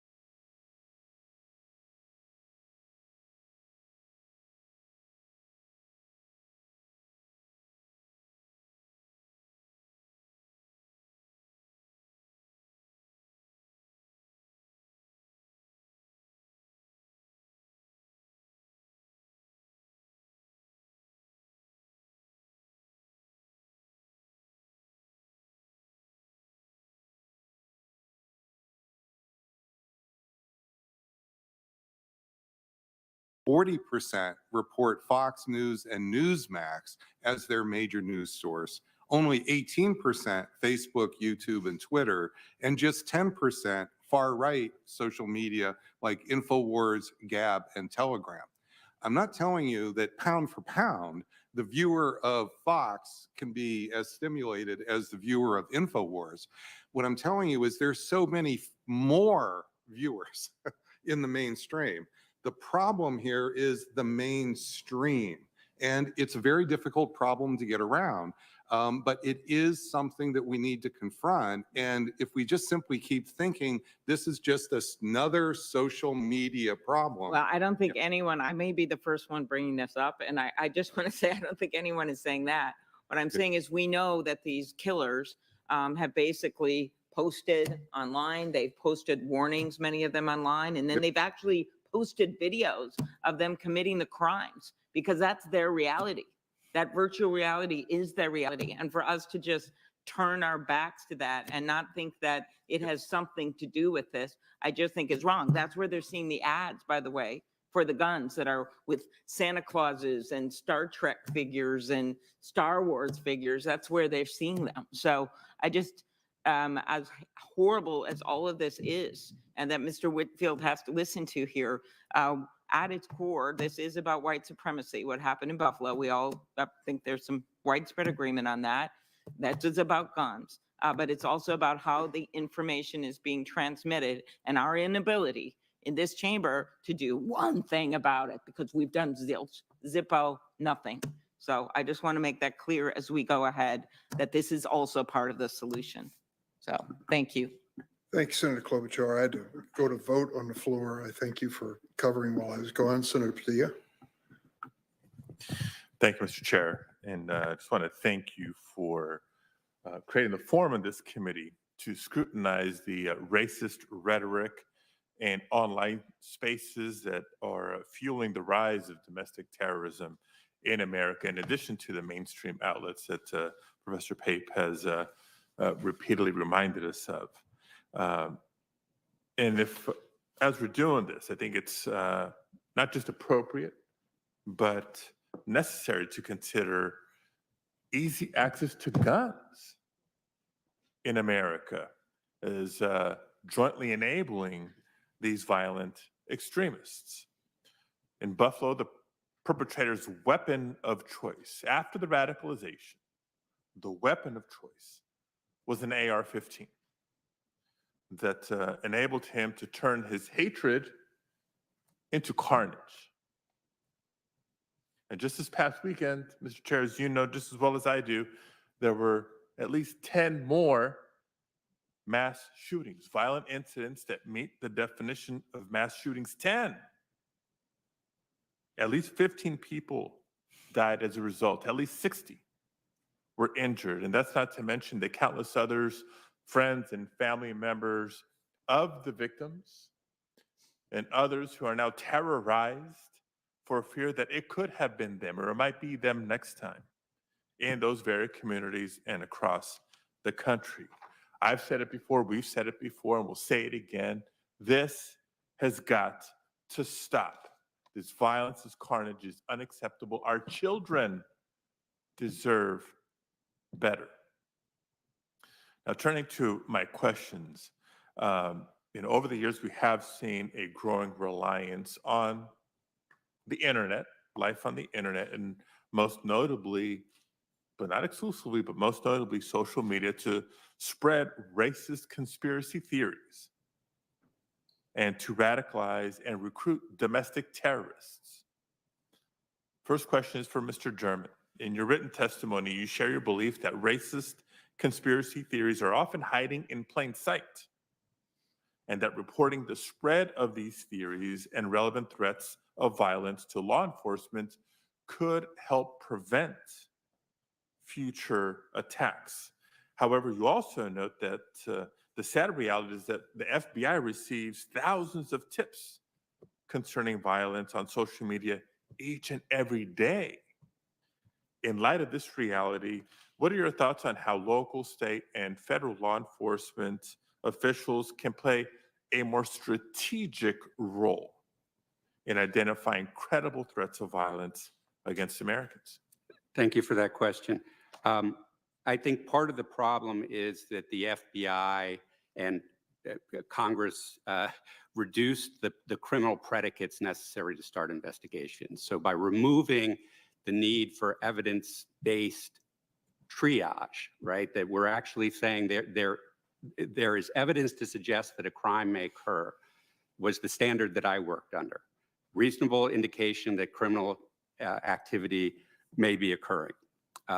Removal of those through the changes to the Attorney General guidelines and in legislation like the Patriot Act opened up the floodgates so that see something, say something became the policy. And the FBI had a policy of responding to every single allegation that came in over the transom. And what this does is just like pulling a fire alarm when there isn't a fire is illegal because we know it dulls the response. This tends to dull the response. The agents responding tend to believe this is going to be a false alarm just like all the others. I'm going to do the least I can do to close this one and move to the next one because I have more piling up in my inbox while I'm out cleaning this up. And I think that is the problem. And restoring those criminal predicates would help the FBI and state and local law enforcement triage these incidents better so they could focus where there was actual evidence of criminal activity. Thank you. I was going to acknowledge that the New York Attorney General has announced that her office is launching an investigation into the social media companies whose platforms were used in planning and live streaming the shooting in Buffalo. I was going to ask what additional suggestions you have for disrupting the pathways to radicalization. You've talked about modifying the criteria to begin an investigation. Is anything else before I move on to my next topic? I think one thing to keep in mind is that social media is a double-edged sword for violent people on the internet, right? Yes, it helps them spread their message, but it also leaves a permanent record that is evidence that can be used against them. And oftentimes what we see is these platforms are very leaky, and that data is out, and that data was helpful to civil litigants who brought a civil case against the Unite the Right rally organizers because they had access to that material. Likewise, the FBI had access to that material, but you didn't see them making the same efforts to prove conspiracy cases in the Unite the Right case, except in one exception. So I think that's the problem, is that they need to use what evidence there is and follow up when there is actually a violent crime. Most of the people who committed violence at the Unite the Right rally weren't ever prosecuted for it. So that's part of the problem. In Portland, was mentioned before, Proud Boys and other far-right militants were coming across state lines to commit violence in Portland for years. And the lack of law enforcement attention is what enabled them to have such strong networks that they could mobilize to, according to the government's allegations, organize the attack on the Capitol. So it takes actually looking at the evidence of that criminal activity, but too often that gets ignored. Okay, thank you. Mr. Chair, I know my time is up. I'd like to ask just another question, one more issue, if I may. Because you've heard me talk about this time and again since I joined the Senate last year, that America is a nation of immigrants. That's our story since the birth of this nation. And I believe that the diversity of our country as a result is a source of incredible strength. Now in America, we believe that we're all created equal and should enjoy equal rights. So it's deeply disturbing to me to see right-wing media figures, to your point, Professor Pape, as well as politicians, including the former president, prompting racism, hatred, and division in the United States of America. Sometimes subtly, sometimes not subtle at all. So it's important that we shine a light onto these frightening ideologies that fuel domestic terrorism so we can stop the spread of violent hate. Professor Pape, in your written testimony, you state that some, and I'll quote, some politicians and media figures tell whites that they are deliberately being replaced by minorities and destined to become second-class citizens, and that minorities will have more rights than whites. And just the reference to second-class citizenship sort of implies that there's a first-class citizenship. So I want to focus for a minute on the word replaced, actually, because use of that word replaced is very purposeful. Yes. And very powerful. So in your studies, just expand on how you found individuals who believe in and promote the great replacement theory, how they may believe they're more deserving of citizenship or that first-class citizenship than those of another race. Yes, so Senator Durbin showed in the beginning of the hearing some very prominent examples of exactly what I'm referring to, Senator. What I'd like to do, though, is tell you about the focus groups that we have conducted that I haven't told the committee about yet, and I think you might find this even more interesting because I'm sure you're going to be able to find the clips in the media. The focus group, so we have not just been surveying the population, we have been focus grouping people in that 18 million and what we have discovered is many of them are able to repeat almost word for word the kind of dialogue that Senator Durbin showed in the beginning. And it's about how the Democratic Party is deliberately replacing whites with non-whites, and it's through immigration, through other policies. And it's also about how they feel that they have a target on their back as being whites, and they feel like they are becoming second-class citizens in their own country. So it's not simply the media language that I'm reporting to you, sir, in those couple of sentences. What you don't see is underneath that, the 80 focus groups that we have conducted, which is providing evidence after evidence of the power of that media. And I would just suggest that as a follow-on hearing, it would make a lot of sense to focus directly on the role of the Great Replacement in mainstream media and to bring on the actual people and with academic researchers, and we can have a real discussion of why is it those folks in the media don't think they're increasing violence. And- Let's have a real national conversation. And lastly, just out of curiosity, can you give a couple of examples of what rights are we talking about? What rights do whites think that they're going to be losing potentially, Yes. or that? others may have Absolutely, to sir. live with? So let me just, I can't, because of confidentiality, I can't tell you their exact names, but let me just give you somebody who's 69 years old, a male in Connecticut who owns $1.5 million home, beautiful, complaining about how he is the son of an immigrant. He comes from immigrants, but what's happening now as a result of the Great Replacement is that his political rights are being taken away point by point by point. This is the belief in the steal. The steal, that the idea that the election was stolen, there are people who really believe that election was stolen. What that equates to in their mind is their political rights are being taken away. Then they move to their economic rights, where they'll discuss affirmative action policies and so forth, that they see as mainly harming their children, sir. So it's not so much a 69-year-old man well off living in Connecticut is worried about getting a future job, but he will explain how his children and grandchildren are having their economic rights taken away. Those are the positions being pushed in these narratives that I'm explaining. So these are rights which many of the immigrants, people came to this country to achieve political equality or economic equality. Thank you, Professor. Thank you, Mr. Chair.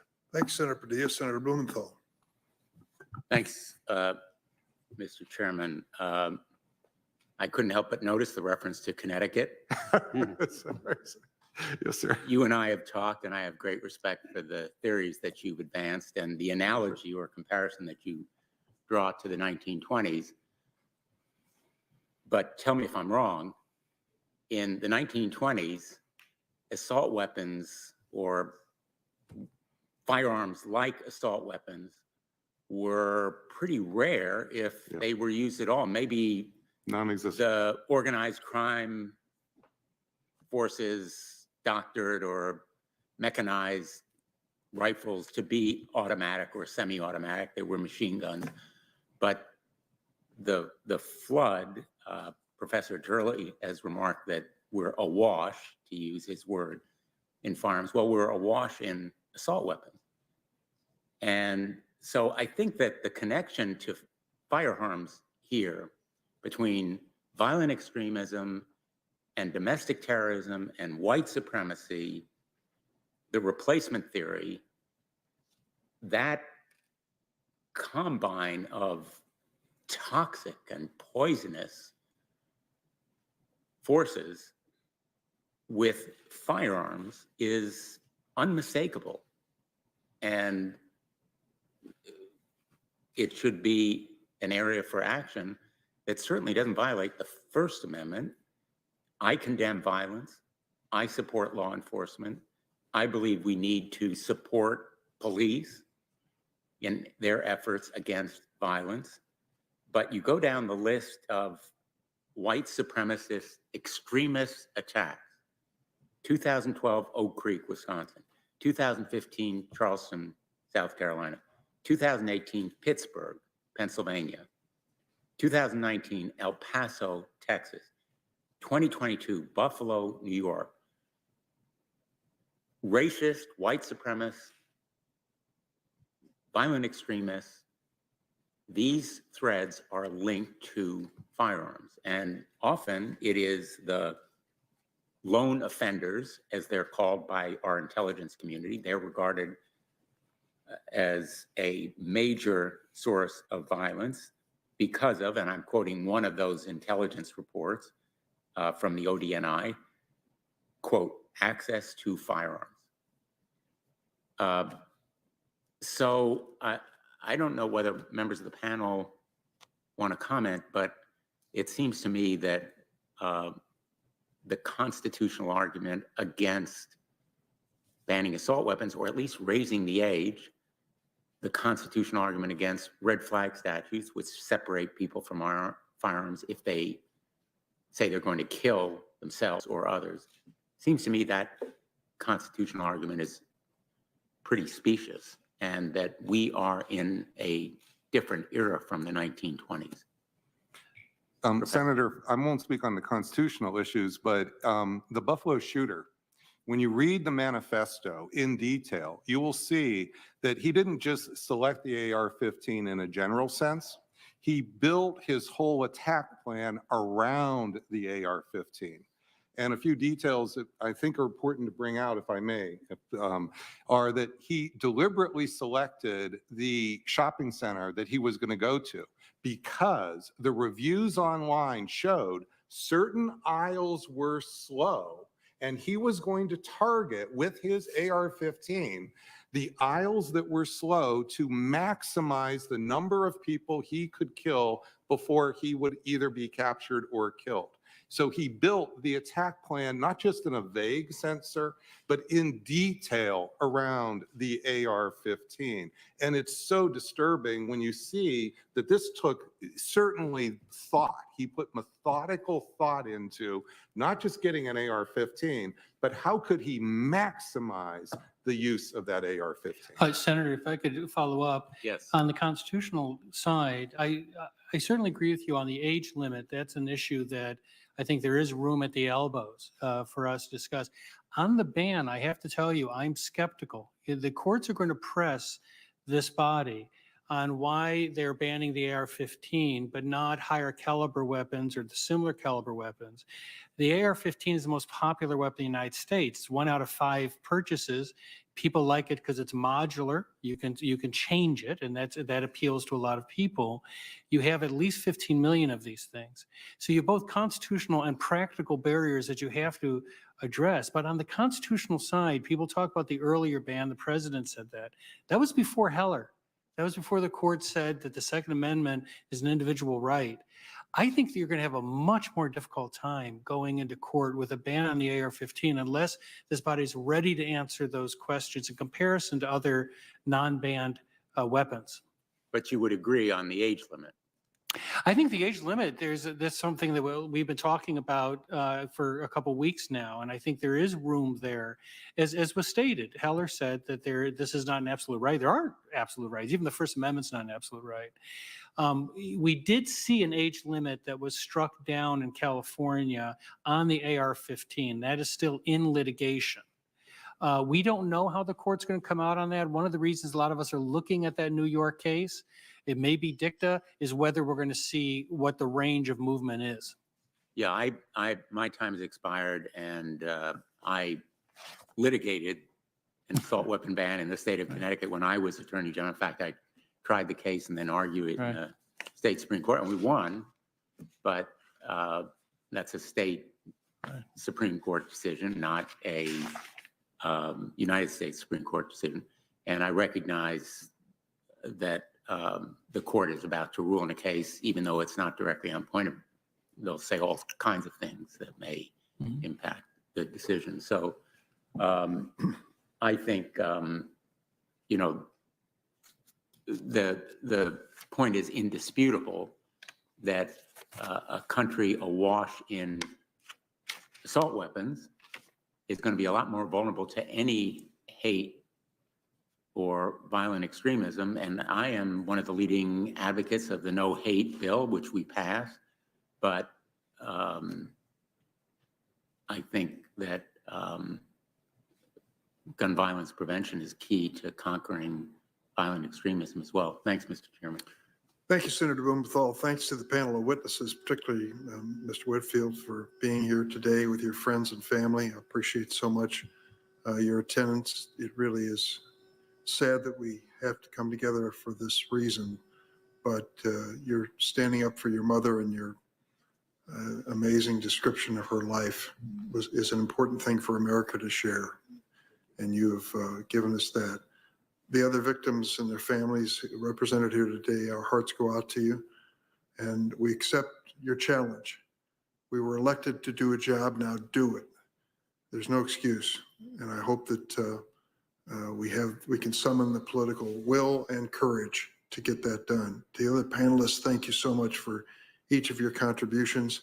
I will say briefly that one of my colleagues on the other side of the aisle noted the fact that it was Democrats who wrote the Jim Crow law. It was Democrats who may have organized the earliest days of the Ku Klux Klan. I'm not arguing that point. He's right. But it was also a Republican, Abraham Lincoln, who enacted the constitutional amendments that guaranteed the right to vote and said that there would be no discrimination based on race. And yet, sadly, that party, that Republican Party, when given a chance to renew that commitment recently, did not stand by President Lincoln. So history has a lot of explanations, and none of us can escape it. I thank you all for being here. Extremism is still a sad and reality in America. We have to do everything we can to make this country safer. Buffalo, New York was an illustration of why that's necessary. With that, the Senate Judiciary Committee will stand adjourned. Oh, quite an honor. Yeah, thank you very Yeah. much. It was great to see you. Very nice. Yeah. Yeah. Yes.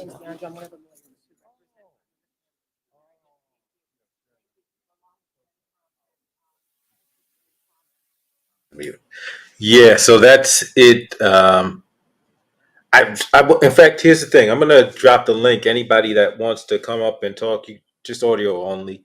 You don't need to cam up. Can come on up, because the ultimate message of this, the ultimate takeaway from this, is that what are they gonna do for Black people? Like nothing about doing anything specifically for Black people. Exactly. Nothing. Absolutely nothing. To damn circus, to nothing burger. And no, we did not expect any less. And for so much of this, they weren't even talking. Like, so number one, we haven't even got to it. I guess we should at least they mentioned white supremacy, but nobody wants to talk about anti-Black racism. Nobody. Nobody wants to talk about anti-Black, and here's the reason why I think that's important. Because if we deal with the reality,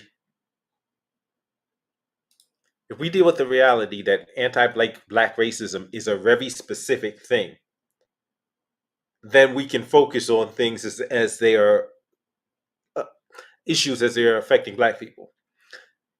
When there's a difference between white supremacy and anti-Blackness, and if you watch this hearing, you start to see that, because you start to see them talk about, oh yeah, they had they went after the synagogue, they went after the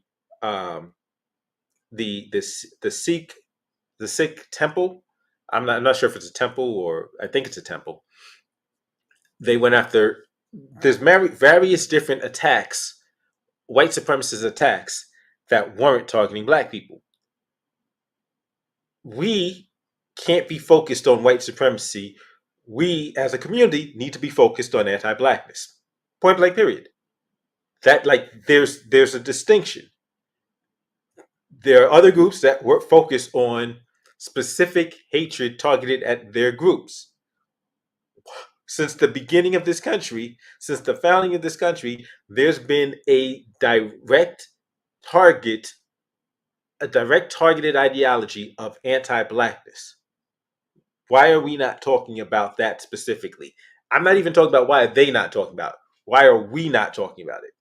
See, we need to be talking about that in order to make sure that that's where our focus is, and so that when Cory Booker gets up there and does this all lives matter nonsense, because that's like, it was absolutely insane watching Cory Booker get up there and then do that little tap dance. Like, he spent 5 minutes of all lives matter. He spent 5 minutes to say all lives matter. That was ridiculous. It was absolutely absurd. And like, it gets me angry, because, like, why is he afraid? Why was he so afraid to just be able to say listen, this anti-blackness, this anti-black racism needs to be dealt with, needs to be addressed. What are we going to do? And if the government is saying, okay, there's nothing we can do specifically to stop anti-black racism, to focus on anti-black racism, then all we have to do is say, you know what? Say no more. We got this. Now, here's what you need to do. You need to get out our way. You need to get out of our way because we have to handle this. Oh, if constitutionally we can't direct, if the legislative branch can't direct the executive branch to focus on certain issues, okay, well, we can focus on certain issues. Y'all need to get out of our way. That's what the crux of the argument needs to be. They need to get out of the way. Because it's absurd. It makes no sense. It makes no sense. But I look at this and I'm like, I there's so much of a fear of even just coming up and saying, hey, we're being targeted. Black people are being targeted. Black people have been targeted for hundreds of years. There needs to be something specifically done about it. It's like people are afraid to even talk about that. People are afraid to talk about that. Why? Why? It makes no sense why people are so afraid to acknowledge the reality, the history of this country, the current reality of this country. It's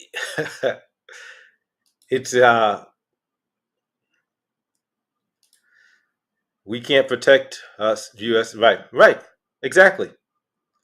But there's so many people that want to change the subject, that want to look at something else, that want to talk about other things,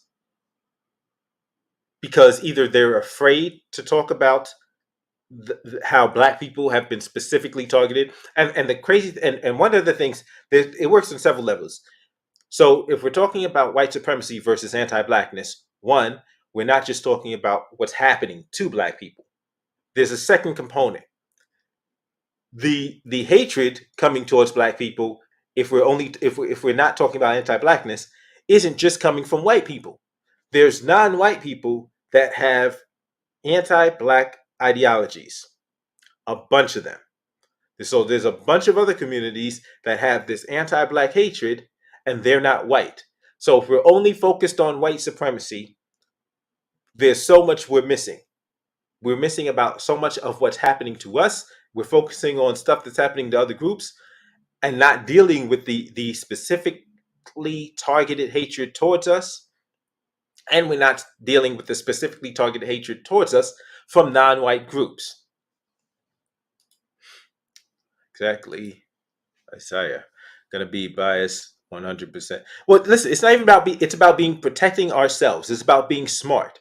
You don't have to. It's not biased. This is being smart. It is our first rule of nature is self-preservation. We must preserve our lives. We must preserve our safety. We must protect ourselves. So what does that mean? That means we need to be focused on threats that are specifically targeting us. So if people are specifically saying, we hate Black people, we want to harm Black people, then Black people, Black community needs to be coming up with things to specifically address those threats to our safety, to our survival, to our lives, to our families, to our communities. We need to be focused on these things. Because eventually will lead to listen, like with reparations, we need a plan. But the focus of reparations definitely has to be focused on the MAFA, the anti-Black targeted ideologies of let's punish these people, let's denigrate these people, let's destroy these people, and every time these people, Black people, start to rise, let's do something to knock Black people back down. That's what reparations and the MAFA, and that's why I keep talking about the MAFA, because that helps us to focus on the scope of what's happened. Only others have that luxury, that benefit off of you and your ancestors' force-free labor. Yeah, but yeah, there was a lot of interesting things from this hearing. I'm glad we had a chance to watch it. And, I liked the statement from Garnell Whitfield at the beginning, because you may not have seen it. At the very beginning, he gives a statement and he says, "Are we expected to keep forgiving and forgetting?" That was a powerful statement. And we need to remember that. Are we expected? Because nobody else. Matter of fact, I had this discussion on the Lapeef Network last week for their Political Tuesday. So I'll probably pop up on their stream later today if they have it. I think they will. But I told them, like, this whole thing of, oh, got to get past history. No other group is told that. Like, you would not dare fix your mouth to tell Jewish people, forget about the history, forget about the past. You would not dare fix your mouth to say that. So what makes people so comfortable saying that to us? Like, every time somebody fixes their mouth to say that stupid shit, we need to go in on that. Because there's nobody else, there's no other group that they would dare say that stupid shit to forget about the past. What? What's the mantra of 9/11? Never forget. But then it comes to black people, don't worry about it. It's over. It's not, but it's over. So I like that his opening statement where he said, how are we expected to keep forgiving and forgetting? And so at that point, we need to be to a point where it doesn't matter what people expect. There's no way we're going to tolerate people even expecting that. Like, if anybody expects us to forgive and forget, we look at them like they're stupid and we tell them they're stupid because they're stupid. If they expect us to forget about what has happened, about the history, hundreds of years that have brought us to this moment, and it's still existing, yeah, there's no forgiving, there's no forgetting. There's remembering, there's protecting ourselves, protecting our communities, protecting our families. Because this theory that suddenly only applies when it comes to black people is not offered in the best interest of black people. And then the other guy, Michael German. So Michael German apparently had done undercover work in white supremacist organizations. And his whole thing of this isn't new. Like there was a point where he actually broke down how not new this wasn't. And they had to cut him off. They're like, oh, no, don't go there. Yeah. Because this whole replacement ideology, it's an outgrowth of manifest destiny. Like this ideology that of white people had, that they are entitled to rule everything. Like this is ideology that he said, the country was founded on this. These Europeans felt that, oh yeah, this is ours. Whatever we see is ours. We're entitled to it. And that mentality persists today among so many. That replacement theory isn't about getting what's owed them.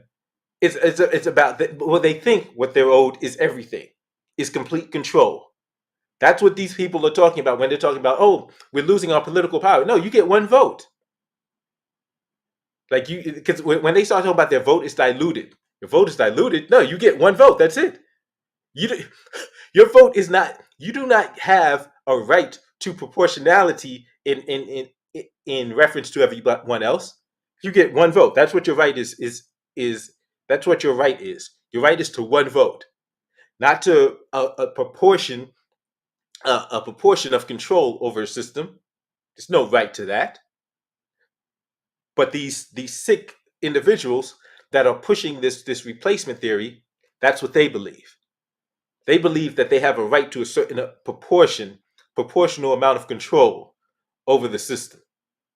This is the stuff they believe. We need to be aware of what they believe. We need to be aware of what they believe and protect ourselves accordingly.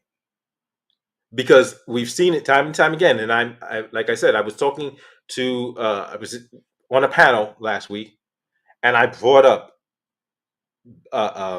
Black Wall Street, Tulsa, Greenwood, because you see what happens when Black people start succeeding, when Black people start making strides, and then you've got these groups of people that subscribe to this ideology, and their thought is, oh, we got to stop them. What? Yeah, we can't let. Oh no, they're getting their money. They're getting money. They're getting wealth. They're building. They're owning property. We got to stop them. So we have to be thinking in terms of, how does this benefit us? Not the Democrats, not the Republicans, not America. How does this benefit the Black community? That's what we need to be thinking of. Because there's so many groups that have no problem framing things of everybody else's group, and then when it comes to us, now it's all of a sudden it's all lives matter. Now they want to talk about everything except. Now they want to talk about everything except us.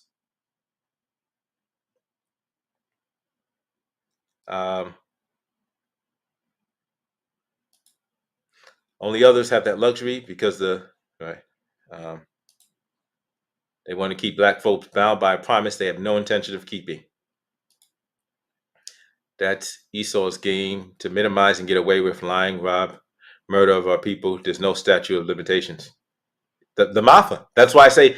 That's why whenever I'm talking about it, I talk about the Mafa, because even if we're looking at this in terms of from a legal perspective, you know how they hit people with RICO charges?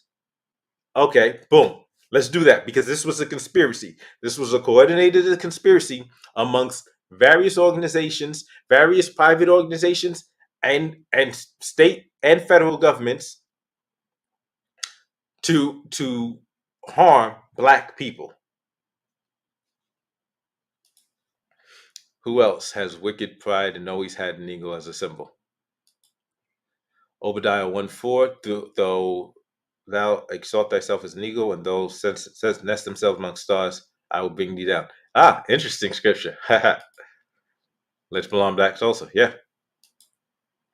Wait. Cosmic Chaos, DM Cosmic Chaos. So there was if you just tuned in, we watched a hearing. It was about a 2-hour long hearing on supposedly, so it was stated to be about white supremacy and domestic terrorism in response to the Buffalo shooting. A bunch of people wanted to make it about other stuff. So you had some Democrats who wanted to talk about gun control. You had Republicans that wanted to talk about backing the blue and Antifa.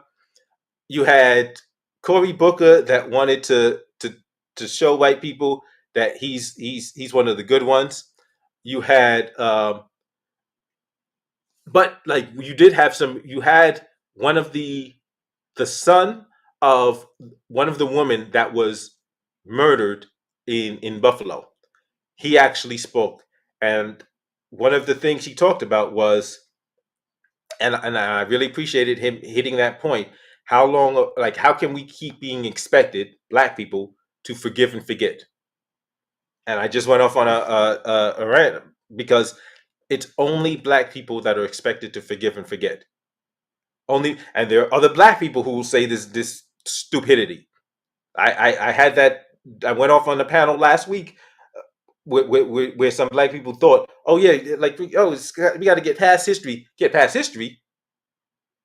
You won't never, ever fix your mouth to say that to a Jewish person. You won't even say that to Confederates, to Southern white boys. They got these statues to Confederate generals, and you don't tell them get over the past. But when it comes to Black people, get over the past. What? Please explain seditious conspiracy that DLJ is pretending to charge some of the insurrectionists. Okay, so what are you talking about? The January 6th people? Let me see. Because And oh yeah, and a bunch of by the way, a bunch of people wanted to talk about January 6th. Here's the thing about January 6th. That like this, so I want to focus on, and that's why I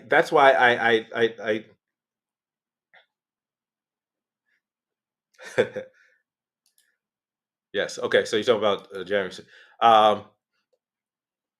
Listen, it's crazy, Mike Jones. It's that you have so many people that are promoting nonsense, and listen, you got to realize how widespread this nonsense is, this poison of trying to get us to forget about and just to accept anything, and to accept things that no other group is expected to or would stand for accepting.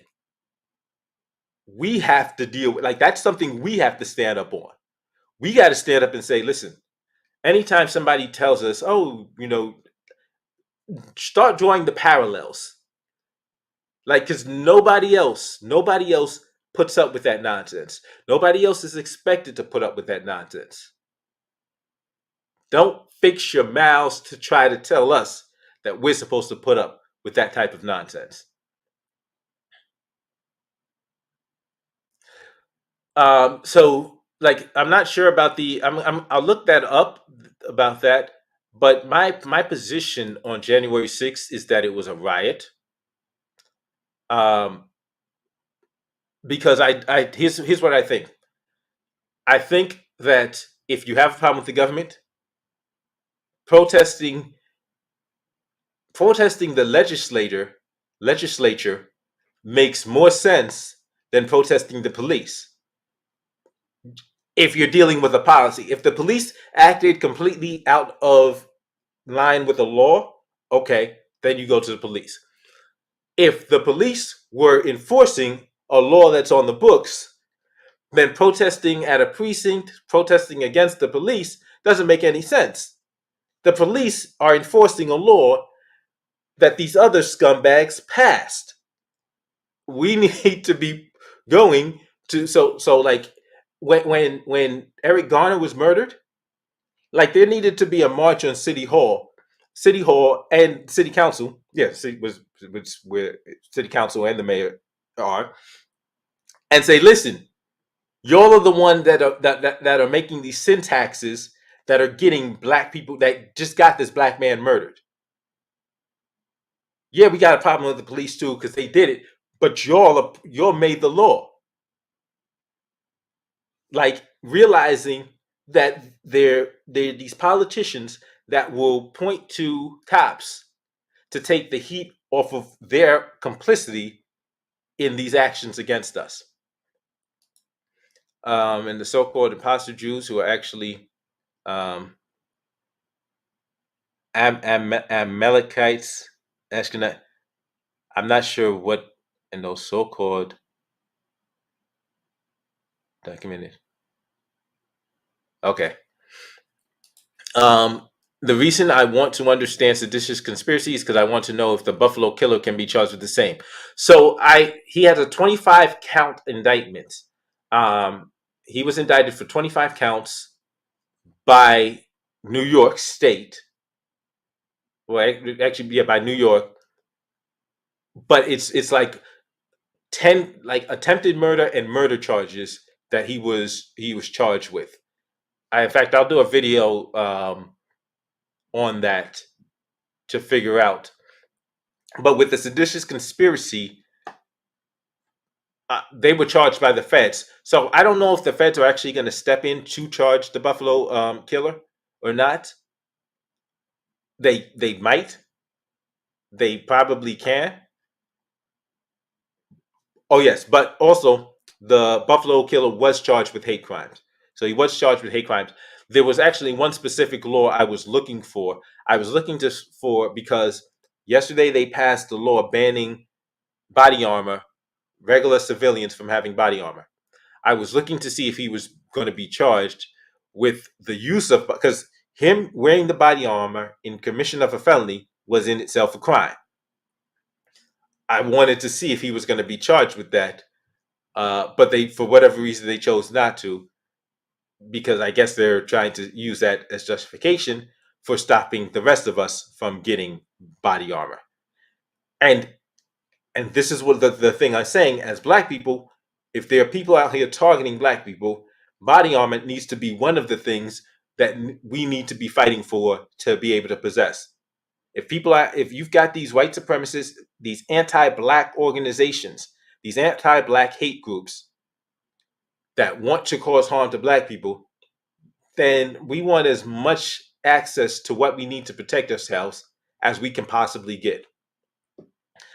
So with that, I'm gonna go ahead and end the stream. I want to thank everybody and Art Garden Food Expressions. I'm gonna look up that seditious conspiracy to see if they to learn some more about that. And I'll put that information either in a future stream or a future video for you. But thank you everyone for coming out, checking out the stream, and I'll see y'all next time. Let's get to work. Let's change the world. We got to protect ourselves because ain't nobody else going to protect us.